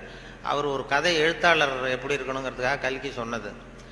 ஒரு நாள் காஞ்சிபுரம் உபய வேதாந்த தேசிக சுவாமிகள் தன் வீட்டு வேலைக்கார குப்பனை கூப்பிட்டு, அடை குப்பா, நீ உடனே ஸ்ரீபெரும்புதூர் ஓடிப்போய் திருவேங்கடாச்சாரியை சந்தித்து திருக்குடந்தையிலே இருந்து இங்கே வந்திருக்கிற திருநாராயண ஐயங்கார் சுவாமிகள் திருக்கோவில் ஆராதனைக்கு திருத்துழாய் எடுத்து திரும்புகையில் திருக்குளத்தில் திருப்பாசி வழுக்கவே திருவடி தவறி விழுந்தார் என்று சொல்லிவிட்டு வா அப்படின்னு எழுதினாராம். சொல்லிவிட்டு, என்னப்பா சொல்லிடுவியா அப்படின்னு கேட்டிருக்காரு. நான் சொல்லிடுறேன் சாமின்னு இருக்கான் குப்பை. எப்போ இன்னொரு தரம் என்கிட்ட சொல்லி காட்டு, என்ன சொல்லுவேன் அப்படின்னு கேட்டாராம். அது என்ன சாமி, கும்மோன் தாசாமி குட்டையில் விழுந்தான்னு சொல்லணும், அவ்வளோதானே, நான் சொல்லிட்டு போறேன் அப்படின்ட்டான். அப்ப கல்கி சொல்றார், சிறுகதையின் இலக்கணம் குப்பனுக்கு புரிந்திருக்கிறது, உபய வேதாந்த தேசிக சுவாமிகளுக்கு புரியவில்லை அப்படின்னு அவர் பேசியிருக்கார். அந்த வானொலி இதில் ஒலிப்பதிவில் கேட்டேன், அது அப்படியே வச்சிருக்காங்க. அப்போ பேசுனதெல்லாம் அப்பப்போ இது பண்ணி வச்சிருக்கிறது. அதே மாதிரி கொத்தமங்கலம் சுப்புன்னு ஒருத்தர் பெரிய பிரபலமான வில்லுப்பாட்டு கலைஞர். அப்புறம் அவர் காந்தி மகான் கதைன்னு ஒரு வில்லுப்பாட்டு எழுதினார். அப்போ காந்தி மகான் கதை வில்லுப்பாட்டு அவருக்கு அந்த வில்லுப்பாட்டை கேட்கறதுக்கு ஏகப்பட்ட கூட்டம், எல்லாரும் பெரிய ரசிகர்கள். ஆனால் அதையே புஸ்தகமாக போட்டு வித்தாரு, விற்கல. காந்தி மகான் கதை புஸ்தகமாக போட்டு புத்தகமாக விற்கும்பொழுது யாரும் வாங்கறதுக்கு ஆள் இல்லை, அவரே வீட்டில் அடிக்க வச்சிருந்தார். அதை அப்போ அந்த வில்லுப்பாட்டு இருக்கு, காந்தி மகான் கதை வில்லுப்பாட்டை நான் ரேடியோவில் போடுறதுக்காக எடுத்து பதிவு பண்ணிட்டு இருந்தேன். அப்போ ஒரு கட்டம் வந்தது, காந்தியை சுடுற இடத்துல அவர் கதறி அழுறார். கதறி அப்படியே நிஜமாவே அழுறார் காந்தி சுடப்படுற இடத்துல. இந்த வில்லுப்பாட்டு அது பதிவாக இருக்குது, அதை போட்டு கேட்டேன். அப்போ எனக்கு ஒரு சந்தேகம், இது எப்படி, அதாவது ஒரு தடவை சொல்கிறப்ப அழுக வரலாம் அவருக்கு, இந்த வில்லுப்பாட்டை திருப்பி திருப்பி பாடிக்கிட்டே இருப்பார். ஒரு 500 தடவை 600 தடவை சொல்லும்பொழுது 600வது தடவையும் காந்தியை சூடு பண்ணிகிட்டு இருக்கிறாங்க. அதனால நல்ல பழக்க வழக்கங்களை ஏற்படுத்திக்கணுங்கிறது தான் ரொம்ப முக்கியமான விஷயம். அதனால் இதில் எப்படி நான் சொன்னது மாதிரி எவ்வளவு நேரம் எதை தாக்க முடியும், குடும்பத்தில் ரொம்ப ஒருத்தர் அனுசரிப்புத்தன்மை, சகிப்புத்தன்மை இதெல்லாம் வேணுங்கிறத பற்றி நிறைய அந்த சின்ன சின்ன விஷயங்களாக தான் வானொலி சொல்கிறது உண்டு. இந்த நகைச்சுவைன்னு சொன்னதுனால அதை சேர்த்து கதையாக சொல்கிறது உண்டு. சின்ன விஷயங்களை வந்து அப்படியே இப்போ குடும்பத்தில் வந்து ஒரு அனுசரிப்பு தன்மை வேணும், வாழ்க்கைங்கிறது ஒரு பெரிய பிரயாணம், குடும்பத்தில் அனுசரிப்பு தன்மை வேணும் அப்படின்னா அப்போ அதுக்கு ஒரு கதை மாதிரி சொல்லிடுறது. வானொலி ஊடகத்தில் இப்போ ஒரு குடும்பத்தில் கணவன் மனைவி 2 பேர் இருந்தாங்க. 2 பேருக்கு ஒரு குழந்தை பிறந்தது. அதுக்கு பேர் வைக்கிறதுல தகராறு வந்துட்டு தான். என்ன பேர் வைக்கிறதுன்னு அவன் சொல்கிறான் எங்கள் அப்பா பேர் தான் வைக்கணுங்கிறான். இந்த அம்மா சொல்லுது எங்கள் அப்பா பேர் தான் வைக்கணுங்குது. தகராறு. உடனே காலையிலேருந்து சண்டை, குழந்தைக்கு பேர் வைக்கிறதுல. அதில் கூட ஒத்து போக முடியல. உடனே எதிர்த்து வீட்டுக்காரன் ஒருத்தன் வந்தான். வந்து என்ன உங்கள் வீட்டில் காலையிலேருந்து சண்டைன்னு கேட்டிருக்கான். அது ஏன் கேட்குறீங்க, இந்த குழந்தைக்கு பேர் வைக்கிறதுல தகராறு, நான் எங்கள் அப்பா பேரை வைக்கணுங்கிறேன், அவங்க அப்பா பேரை வைக்கணும்னு சொல்லுது, என்ன பண்ணுறது தெரியலன்னு தான் அவன் சொன்னானா.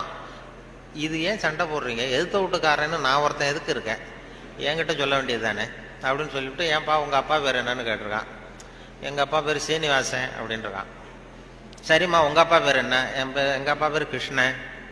இவன் யோசிச்சான், சரி குழந்தைக்கு சீனிவாச கோபாலகிருஷ்ணன் அப்படின்னு பேர் வச்சுருங்க, இதுக்கு ஏன் தகராறு அப்படின்ட்டு போயிட்டான்.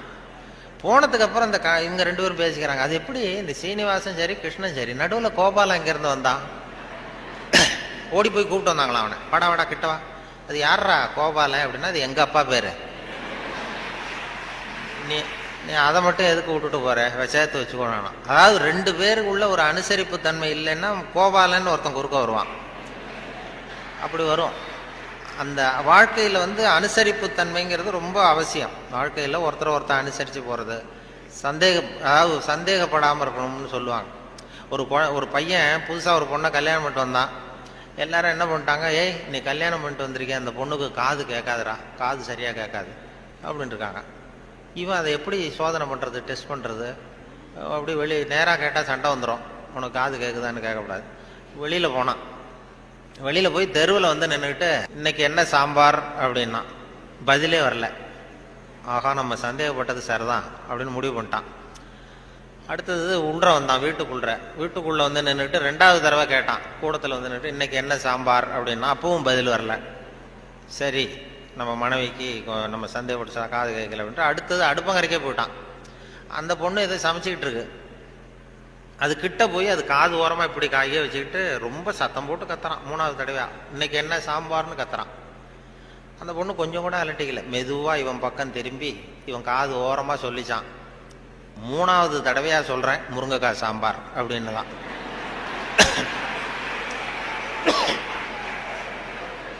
இவனுக்கு காது கேட்கல, இவன் அதை போய் குத்துறான். அதான் தன் குற்றம் நீங்கி பிறர் குற்றம் காண்கிற்பின் என் குற்றமாகும் இறைக்குன்னு சொல்லுவாங்க. அதில் திருவள்ளுவர் இதில் என்னென்னா ரொம்ப கிட்டத்தில் வந்து நமக்கு புத்தி சொல்கிறவர் அவர் தான். மற்றவங்களாம் எட்டத்துலேருந்து சொல்லுவாங்க, நீங்கள் நல்லது செஞ்சால் எதுக்கும் கவலைப்படாதீங்க அப்படின்னு எத்தனையோ பேர் உபதேசம் பண்ணுவாங்க. நமக்கு நீ நல்ல காரியம் செய்யறது நல்ல காரியமா, எதுக்கும் கவலைப்படாது, நீ பாட்டு செஞ்சுட்டு போடா அப்படிம்பாங்க. திருவள்ளுவரை சொல்ல கிட்ட வந்து நீ நல்லது செஞ்சாலும் தப்பு வந்துடும், ஜாக்கிரதையாரு அப்படின்னு சொல்லிட்டு போகிறார். அது நம்ம மேலே ரொம்ப அக்கறை உள்ளவங்க தான் அதை சொல்லுவாங்க. பலனை பற்றி கவலைப்படாத, நீ பாட்டுக்கு எதை வேணாலும் செஞ்சுட்டு போ, கடமையை செஞ்சுட்டு போடான்னு உபதேசம் பண்ணுறது இருக்காங்க நிறையா. நன்று ஆற்றல் உள்ளும் தவறுண்டு, அவரவர் பண்பறிந்து ஆற்றா கடை, நீ நல்லது செஞ்சால் கூட தப்பு வந்துடும், ஜாக்கிரதையாரு அப்படின்னாரு. அது நம்ம பேரில் அக்கறை, அவ்வளவு அக்கறை உள்ளவங்க தான் அதை சொல்ல முடியும். இப்போ ஒருத்தன் ஒரு தெருவில் வந்து ஒருத்தன் குடிகாரன் நடு ராத்திரி 12 மணி ஆடிக்கிட்டே நிற்கிறான். ஒரு பெரியவர் வந்தார், இந்த நேரம் அப்படி அநியாயமாக அப்படி ஆடிட்டு நிற்கிறியே, உங்கள் வீடு எங்கடா இருக்குன்னா அண்ணாந்து பார்த்தான். பக்கத்தில் பார்த்தார், ஒரு மாடிப்படி மாதிரி படிப்படியாக இருக்குது, அங்கே ஒரு ரூம் இருக்குது, கதவு இருந்தது, அங்கே தான் இருக்கேன்னா பிடிச்சி இழுத்துட்டு போனார். வாடா உன்னை கொண்டு வந்து வீட்டில் விட்றேன்னா வரமாட்டேங்கிறான். நீ வாடான்னு வலுக்கட்டாயமாக அந்த பெரியவர் அந்த குடிகாரனை பிடிச்சி தரன்னு இழுத்துட்டு போய் மாடிப்படியில் இந்த கதவை திறந்து உள்ற போய் படுறா அப்படின்னா போக மாட்டேங்கிறான். ஒரு வலுக்கட்டாயமாக கழுத்தை பிடிச்சி உள்ற தள்ளி கதவை சாத்திவிட்டு இறங்கி வந்துட்டார். அப்பாடா ஒரு நல்ல காரியம் பண்ணோம். வந்தால் இன்னொருத்தன் அதே மாதிரி ஆடிக்கிட்டு வரான் கீழே. நீ என்னடா பண்ணேன்னா இவனும் அதே மாதிரி ஆடுறான். சரி வாடா உனக்கும் இங்கே தான் நான் அண்ணந்து பார்த்தான். சரிவா அங்கே தான் தங்கியிருக்கேன்னு பிடிச்சி தரன்னு இழுத்துட்டு போய் கதவு திறந்து போடான்னு அவனும் போக மாட்டேங்கிறான். அவனையும் வலுக்கட்டாயமாக தள்ளிவிட்டு மூடிவிட்டு கீழே இறங்கி வந்தார். வந்தால் 3வது ஆள் ரொம்ப பயங்கரமாக ஆடிட்டு வரான். எத்தனை பேருடா இன்னைக்கு இப்படி புறப்பட்டுருக்கீங்க, எல்லாம் அங்கே தான் இருக்கீங்களா அப்படின்னு சொல்லி வாடா மேலேன்னு கூப்பிட்டார். நான் வரமாட்டேன்னு கத்தினான். அதெல்லாம் முடியாது, ஒன்று அங்கே விட்டுட்டு தான் போவேன்னு அவர் என்ன பெரியவர் இழுக்கிறார். இழுத்ததும் உடனே போலீஸ்னு கத்திருக்கான். போலீஸ்காரர் வந்துட்டார். அந்த போலீஸுக்காரர்கிட்ட அவன் புகார் பண்ணுறான், இந்த பாருங்க சார், யாரோ ஒரு பெரியவர் என்னை இந்த வழியாக மேலே கொண்டு போய் அந்த கதவை திறந்து அந்த பக்கமாக இருக்கிற குப்பை குழியில் தள்ளி தள்ளி விட்டுக்கிட்டு இருக்கிறார் 3 தடவையா. நான் இறங்கி இறங்கி கீழே வந்துக்கிட்டு இருக்கேன். இன்னும் 2 தரம் தள்ளி விட்டாருன்னா செத்து போடுவோம் சார் அப்படின்றான். இதான் நன்று ஆற்றல் உள்ளும் தவறுண்டு, அவரவர் பண்பறிந்த ஆற்றா கடை. நீ நல்லது தான் செஞ்சார், தப்பு வந்துடும், அது அவ்வளவு தூரம் அவர் தான் சொல்ல முடியும். அந்த நன்றாற்றல் உள்ளும் தவறுண்டு, அவரவர் பண்பறிந்த ஆற்றா. நல்லதுன்னு செய்வாங்க. இப்போ ஒருத்தன் யார்கிட்டையும் நண்பர்கள்ட்ட கேட்டான், ஒரு 100 ரூபா கொடுங்கடா, ஏதாவது தொழில் செஞ்சு பொழைச்சிக்கிறேன்னு. யாருமே கொடுக்கறதுக்கு ஆள் இல்லை, பரவாயில்ல. உடனே அவன் என்ன பண்ணா, சரி மனிதர்கள் யாரும் நமக்கு உதவி பண்ண மாட்டேங்கிறாங்க, நமக்கு தேவை ஒரு 100 ரூபா, இது கடவுளுக்கே ஒரு லெட்டர் போட்டு பார்ப்போம், அவர் தானே எல்லாரையும் படைச்சார், அவர் கொடுக்குறாரா பார்ப்போம். ஒரு போஸ்ட் கார்டு வாங்கினான். போஸ்ட் கார்டை வாங்கி அதில் அன்புள்ள கடவுள் அவர்களுக்கு வணக்கம், எனக்கு மனிதர்கள் யாரும் உதவி செய்ய மாட்டேங்கிறாங்க, எனக்கு ஒரு 100 ரூபா இருந்தால் அதை வச்சு நான் பொழைச்சிக்குவேன், நானே ஒரு 100 ரூபாயை எனக்கு அனுப்பி வைக்கும்படி கேட்டுக்கொள்கிறேன்னு போட்டு கையெழுத்து போட்டான். போட்டு அந்த பக்கம் திருப்பி அட்ரஸ் எழுதணும்ல, பெறுகிறவர் முகவரி உயர்திரு கடவுள் அவர்கள், அப்புறம் தெரு நம்பர், வீட்டு நம்பர், தெரு ஒன்றும் தெரியல. யோசிச்சான், கடவுள் அட்ரஸ் எப்படி கண்டுபிடிக்கிறது யோசிச்சு, சரி எல்லார் அட்ரஸும் போஸ்ட் மாஸ்டருக்கு தெரியும் அப்படின்னு சொல்லி கடவுள் கேரா போஸ்ட் மாஸ்டர் அண்ணாமலை நகர் சிதம்பரம்னு போட்டு விட்டான். அந்த போஸ்ட் மாஸ்டர் ஒரு நல்ல எண்ணம் படைச்சவர். அவர் என்ன பண்ணிட்டாரு, யாரோ ஒருத்தன் அப்பாவித்தனமாக 100 ரூபா கேட்டிருக்கான், நாமளே அனுப்பிச்சிருவோம், கடவுளுக்கு அனுப்பியிருக்கான் அப்படின்னு சொல்லி அங்கே போஸ்ட் ஆஃபீஸில் வேலை செய்கிறவங்கள்ட்டெல்லாம் உங்களால் முடிஞ்சதை கொடுங்கப்பா, ஹெல்ப் பண்ணுங்க, அவனுக்கு உதவி பண்ணுவோன்னா ஆளுக்கு உடனே 5-10 எடுத்து கொடுத்தாங்க. எல்லாரும் சேர்த்தா ஒரு 90 ரூபா சேர்ந்து போச்சு. உடனே சேர்ந்த வரைக்கும் அனுப்பிச்சிருவோம் அப்படின்னு சொல்லி மணி ஆர்டர் ஃபார்ம் எடுத்தார். மணி ஆர்டர் கமிஷனையும் அவரே ஒத்துக்கிட்டார். அவரே எடுத்துக்கிட்டு அந்த சேர்ந்த பணம் 90 ரூபாய் வச்சு அந்த அவனுக்கு அனுப்பிச்சிட்டார். அவன் வாங்கிட்டான். வாங்கி 90 ரூபா வாங்கிட்டு மறுபடியும் ஒரு போஸ்ட் கார்டு வாங்கினான். வாங்கி மறுபடியும் கடவுளுக்கே ஒரு லெட்டர் எழுதினான். அன்புள்ள கடவுள் அவர்களுக்கு வணக்கம், நீங்கள் அனுப்பிய பணம் வந்து சேர்ந்தது, ரொம்ப நன்றி. இருந்தாலும் உங்களுக்கு ஒரு யோசனை சொல்ல விரும்புகிறேன், ஆலோசனை, அறிவுரை. இனிமேல் நீங்கள் எனக்கு பணம் அனுப்பும் பொழுது போஸ்ட் மாஸ்டர் மூலமாக அனுப்ப வேண்டாம், அவர் ஒரு 10 ரூபாயை எடுத்து வச்சுக்கிறார் அப்படின்னா. நல்லது செய்ய போய் கெட்ட பேர் வந்துடுது பாருங்க. இதான் நன்று ஆற்றல் உள்ளும் தவறுண்டு, நன்று ஆற்றல் உள்ளும் தவறுண்டு, அவரவர் பண்பறிந்த ஆற்றா கடை அப்படிங்கிறது அதான். அப்படி அதை பண்ணியிருக்கிறாங்க. அதை ரொம்ப அருமையாக இவர் சுத்தானந்த பாரதியார் மொழிபெயர்ப்பு இருக்கு, ஆங்கில மொழிபெயர்ப்பு.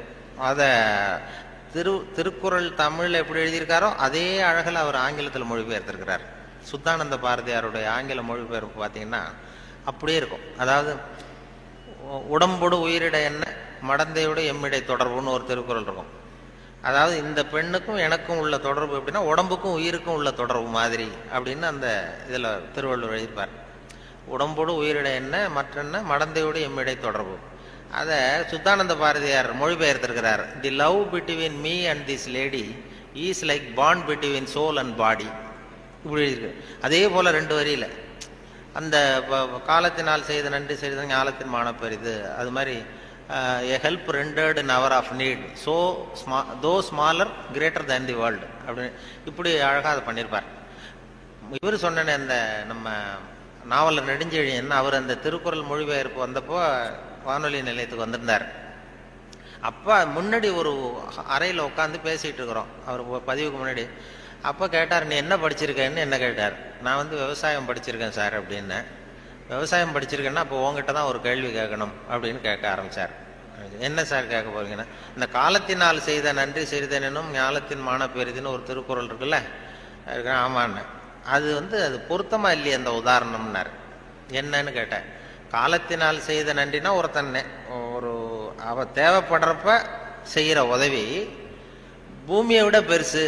ஞாலத்தின் மான பெரிதுனா பூமிங்கிறது ஒரு பௌதிக பொருள், அது உருண்டை. உதவிங்கிறது ஒரு செயல்.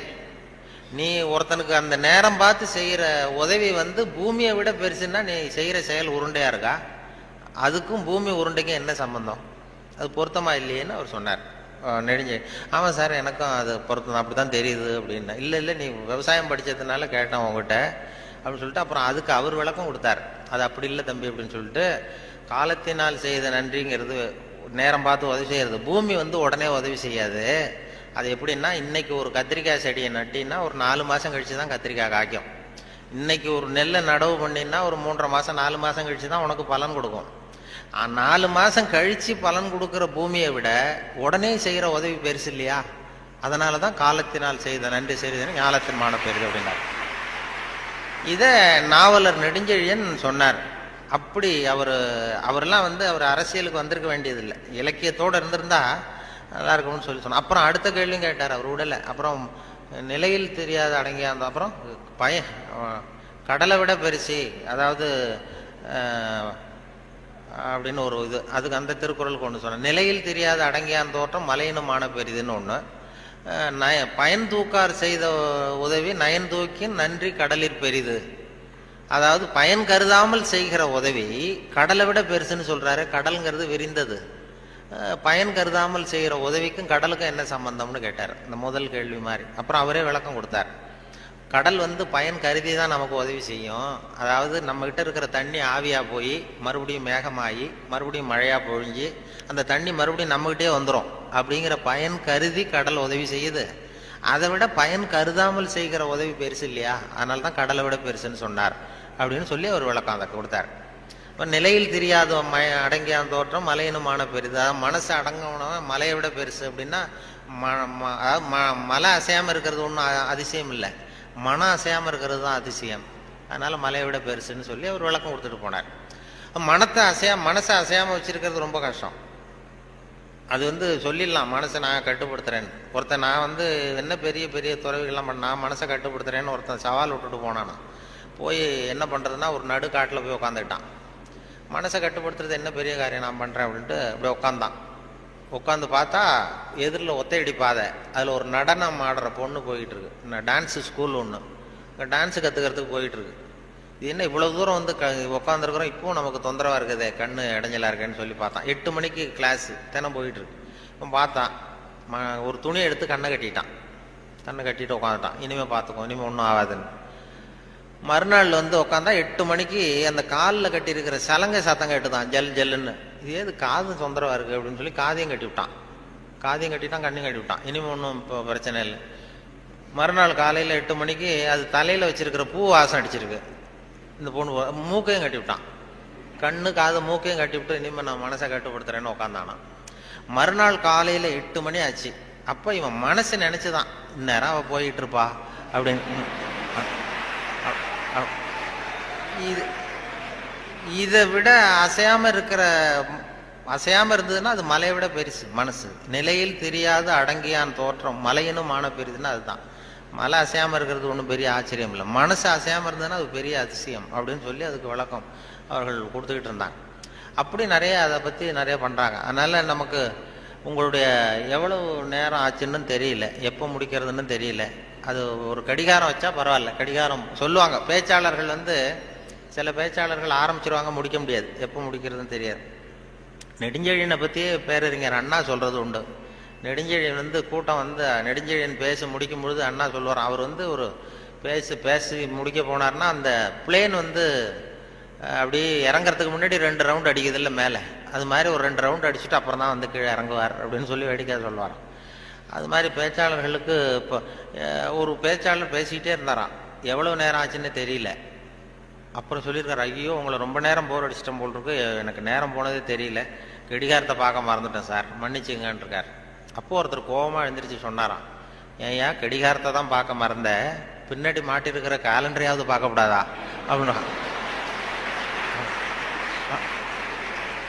அப்படின்னா அவன் வாரக்கணக்கில் பேசிக்கிட்டு இருந்திருக்கான். போன ஆரம்பத்தில் முடிச்சு இந்த விழா முடிகிற வரைக்கும் பேசிக்கிட்டு இருக்கிறது மாதிரி ஆகிடும். அது அந்த பேச்சுங்கிறது அந்த கல்கி சொன்னார்ல, அது மாதிரி இருக்கணும்னு சொல்லுவாங்க. பேச்சு எதுவாக இருந்தாலும் ஒரு தன்னம்பிக்கை ஊட்டுறது மாதிரி இருக்கணுமா. ஒரு பேச கேட்டாலும் எழுத்தை படித்தாலும் அது படித்து முடித்ததும் நமக்கு ஒரு வாழ்க்கையில் ஒரு பிடிப்பு தன்னம்பிக்கை ஊட்டணும். ஒரு இளைஞன் வாழ்க்கையில் விரக்தி அடைஞ்சி தற்கொலை பண்ணிக்கலாம்னு போய் தண்டவாளத்தில் தலையை வச்சு படுத்தான். தண்டவாளத்தில் தலையை வச்சு படுத்துறான், எதுவும் வாழ்ந்து பிரயோஜனம் இல்லைன்னு விரக்தி அடைஞ்சிட்டான். படுத்துக்கிட்டு இப்படி இப்படி பார்க்குறான், 2 பக்கமும் ரயிலே வரல. இது என்னடா தற்கொலை கூட பண்ணுறது சாத்தியமா இல்லையே அப்படின்னு பார்த்தான். அப்போ யாரோ ஒருத்தர் ஒரு பக்கத்தில் ஒரு பெரிய மைதானம், ஒரு பெரிய பேச்சாளர் பேசிகிட்டு இருக்காரு. ஆகா அங்கே யாரோ ஒருத்தர் பேசுகிறாரு, அதையாவது போய் கேட்டுட்டு வருவோம் கொஞ்சம் நேரம், இங்கே போர் அடிக்குது, அதுக்கப்புறம் தண்டவாளத்தில் தலையை வச்சு படுத்துருவோம் அப்படின்னு எழுந்திரிச்சு போனான். அங்கே போனால் ஒரு 2000 பேர் உட்காந்துருக்காங்க மைதானத்தில். பேசிகிட்டு இருக்கார் ஒரு பேச்சாளர் தன்னம்பிக்கைங்கிறத பற்றி. பேசி முடித்தார் 1 மணி நேரம். முடிச்சுட்டு எல்லாரும் கலைஞ்சி போயிட்டாங்க. அப்புறம் இந்த இளைஞன் போனான். போய் அந்த பேச்சாளர்கிட்ட, சார் நான் தற்கொலை பண்ணிக்கணுங்கிற எண்ணத்தோடு தண்டவாளத்தில் தலையை வச்சு படுத்திருந்தேன். உங்கள் குரல் கேட்டது, பேச்சு கேட்கணும்னு வந்தேன். 1 மணி நேரம் உங்கள் பேச்சை கேட்டேன். இப்போ அந்த தற்கொலை எண்ணத்தை மாற்றிக்கிட்டேன். நான் இனிமேல் தற்கொலை பண்ணிக்க மாட்டேன். எனக்கு வாழ்க்கையில் ஒரு தன்னம்பிக்கை வந்துடுது, பிடிப்பு வந்துடுது. அதுக்கு நீங்கள் தான் காரணம் அப்படின்ட்டுருக்கான். அது எப்படி அந்த முடிவுக்கு வந்தேன்னு கேட்டிருக்காரு அவர். ஒன்றும் இல்லை சார், இப்போ உங்கள் பேச்சு எவ்வளோ பேர் கேட்டாங்க இந்த கூட்டத்தில் அப்படின்னா ஒரு 2000 பேர் கேட்டிருப்பாங்க அப்படின்னாரான் அந்த பேச்சாளர். அப்போ அந்த இளைஞன் சொன்னானா, ஏன் சார் ஒரு 2000 பேரை ஒரே நேரத்தில் சாகடிக்கிற நீ உயிரோடு இருக்கிறப்போ நான் எதுக்கு சார் சாகணும்? நான் எதுவும் எந்த தப்பும் பண்ணலையே சார், ஒன்றும் எதுவும் பண்ணல சார், நான் ஒன்றும் இப்போ பழச்சிக்குவேன் சார்ட்டு போயிட்டாரான். அப்படி வந்துடும் கதை. அப்படி பேச்சாளர்கள்ங்கிறது அந்த என்ன ஒரு சகிப்புத்தன்மை. ஒரு பேச்சாளர் என்ன பண்ணார் தெரியுமா, வேகமாக போயிருக்காரு, அவசரமாக கூட்டத்தில் பேசணும்னு போயிருக்காரு. ஒரு காட்டு வழியாக போகும்போது சிங்கம் எதிரில் நின்று தான் வழி மறிச்சிருக்கு. ஏன் நிற்கிற அப்படின்னா, எனக்கு பசிக்குது, உன்னை சாப்பிட போகிறேன்னு தான் சிங்கம். நீ என்ன இப்போ சாப்பிட்றாத, நான் ஒரு முக்கியமான கூட்டத்தில் பேசுறதுக்காக போயிட்டுருக்கேன், அதனால் அதை கெடுத்துறாத அப்படின்ட்டு. அது என்ன, உன் மீட்டிங்கை பற்றி எனக்கு கவலை இல்லை, உன் பேச்சை பற்றி எனக்கு, என் பசி தான் முக்கியம், உன்னை சாப்பிட போகிறேன்னு. ஐயோ அவங்கெல்லாம் ஏமாந்துருவாங்க, ரொம்ப பேர் காத்துக்கிட்டு இருக்கிறாங்க பேச்சை கேட்கறதுக்கு, ஏமாந்துருவாங்க அப்படின்றாரு. நீ என்ன அவ்வளோ நல்லா பேசுவியா அப்படின்னு தான் சிங்கம். அதை ஏன் பேச்சை கேட்டால் அப்படியே கேட்குறவங்க மயங்கி விழுந்துருவாங்க. உடனே சிங்கம் சொல்லிச்சான், நீ இங்கேயே பேச, நான் மயங்கி விழறேன்னா பார்ப்போம் அப்படின்ட்டு. உடனே ஒரு ஆரம்பித்தார், பெரியோர்களே தாய்மார்களே அப்படின்னார். சிங்கம் அப்படியே கரகரகரன்னு சுற்றி விழுந்துடுது, மயக்கடிச்சு, அப்படியே மயக்கடிச்சு விழுந்துட்டுது. இவர் பார்த்தார், இதுதான் நமக்கு தப்பிக்கிறதுக்கு சரியான நேரம், இந்த மயக்கம் தெளி எழுந்திரிச்சு ஓடி போகணும் நம்ம அப்படின்னு. அப்படி பாம்பு நெளியிறது மாதிரி நெளிஞ்சு போனாராம். ஏன்னா எழுந்திரிச்சு நடந்தால் அதிர்ச்சியில் முழிச்சுக்கிட்டுதுன்னா என்ன பண்ணுறது, மயக்கம் தெளிஞ்சிடும்னு பாம்பு நெளிய மாதிரி நெளிஞ்சு கொஞ்சம் தூரம் போய் எழுந்திரிச்சு ஒரே ஓட்டமாக ஓடி போட்டார். ரொம்ப தூரம் போய் திரும்பி பார்க்குறார், அந்த சிங்கம் அப்படியே கிடக்குதா, பின்னாடி துரத்துதான்னு வேர்த்து ஒழுகுது, மூச்சு வாங்குது. ரொம்ப தூரம் ஓடி போய் திரும்பி பார்த்தா சிங்கம் அப்படியே மயங்கி கிடக்கு, மயங்கி விழுந்தது அப்படியே கிடக்கு. இவர் அங்கேருந்து அந்த சிங்கத்தை பார்த்துட்டு மனசுக்குள்ளே நினச்சிக்கிட்டாராம், நல்ல வேளை நம்ம பேச்சை கேட்டுட்டு அந்த சிங்கம் மயங்கி விழுந்ததுனால நாம் தப்பிச்சோம் அப்படின்னு அவர் நினச்சிக்கிட்டாராம். நம்ம பேச்சை கேட்டு மயங்கி விழுந்ததுனால தப்பிச்சோம், நல்ல வேலை அப்படின்னு நினச்சிக்கிட்டாராம். அதே நேரம் சிங்கம் லேசாக தலையை தூக்கி ஒரு கண்ணால் அவரை பார்த்துட்டு இது நினச்சிக்கிட்டு தான், நல்ல வேளை மயங்கி விழுந்தது மாதிரி நடித்ததுனால நாம் தப்பிச்சோம்,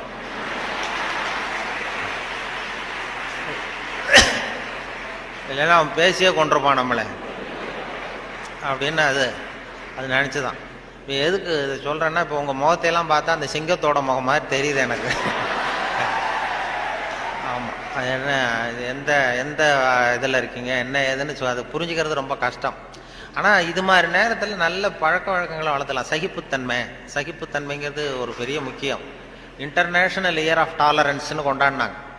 சர்வதேச சகிப்புத்தன்மை ஆண்டுன்னு 1995 இன்டர்நேஷ்னல் இயர் ஆஃப் டாலரன்ஸ், சர்வதேச சகிப்புத்தன்மை ஆண்டு. எதுக்கு சொல்கிறேன்னா, இது மாதிரி சந்தர்ப்பத்தில் நீங்கள் உங்களுக்கு பிடிக்குதோ பிடிக்கல ஒரு சகிப்புத்தன்மைன்னு ஒன்று, எவ்வளோ நேரம் தாக்கு பிடிக்க முடியும் அப்படிங்கிறதெல்லாம் பண்ணிக்கலாம். அதனால் அது மாதிரி உங்களுடைய உங்களுடைய சகிப்புத்தன்மை நல்லாவே இருக்குதுன்னு நினைக்கிறேன். ஏன்னா இது வரைக்கும் யாரும் கலைஞ்சி போகல, அதனால் எல்லாத்தையும் தாக்கு பிடிச்சி உட்காந்துருக்குறீங்க. அதனால் உங்களை எல்லாம் இது மாதிரி ஒரு நல்ல சந்தர்ப்பத்தில் சந்தித்ததில் எனக்கு ரொம்ப மகிழ்ச்சி. ஏன்னா ஒரு பெரிய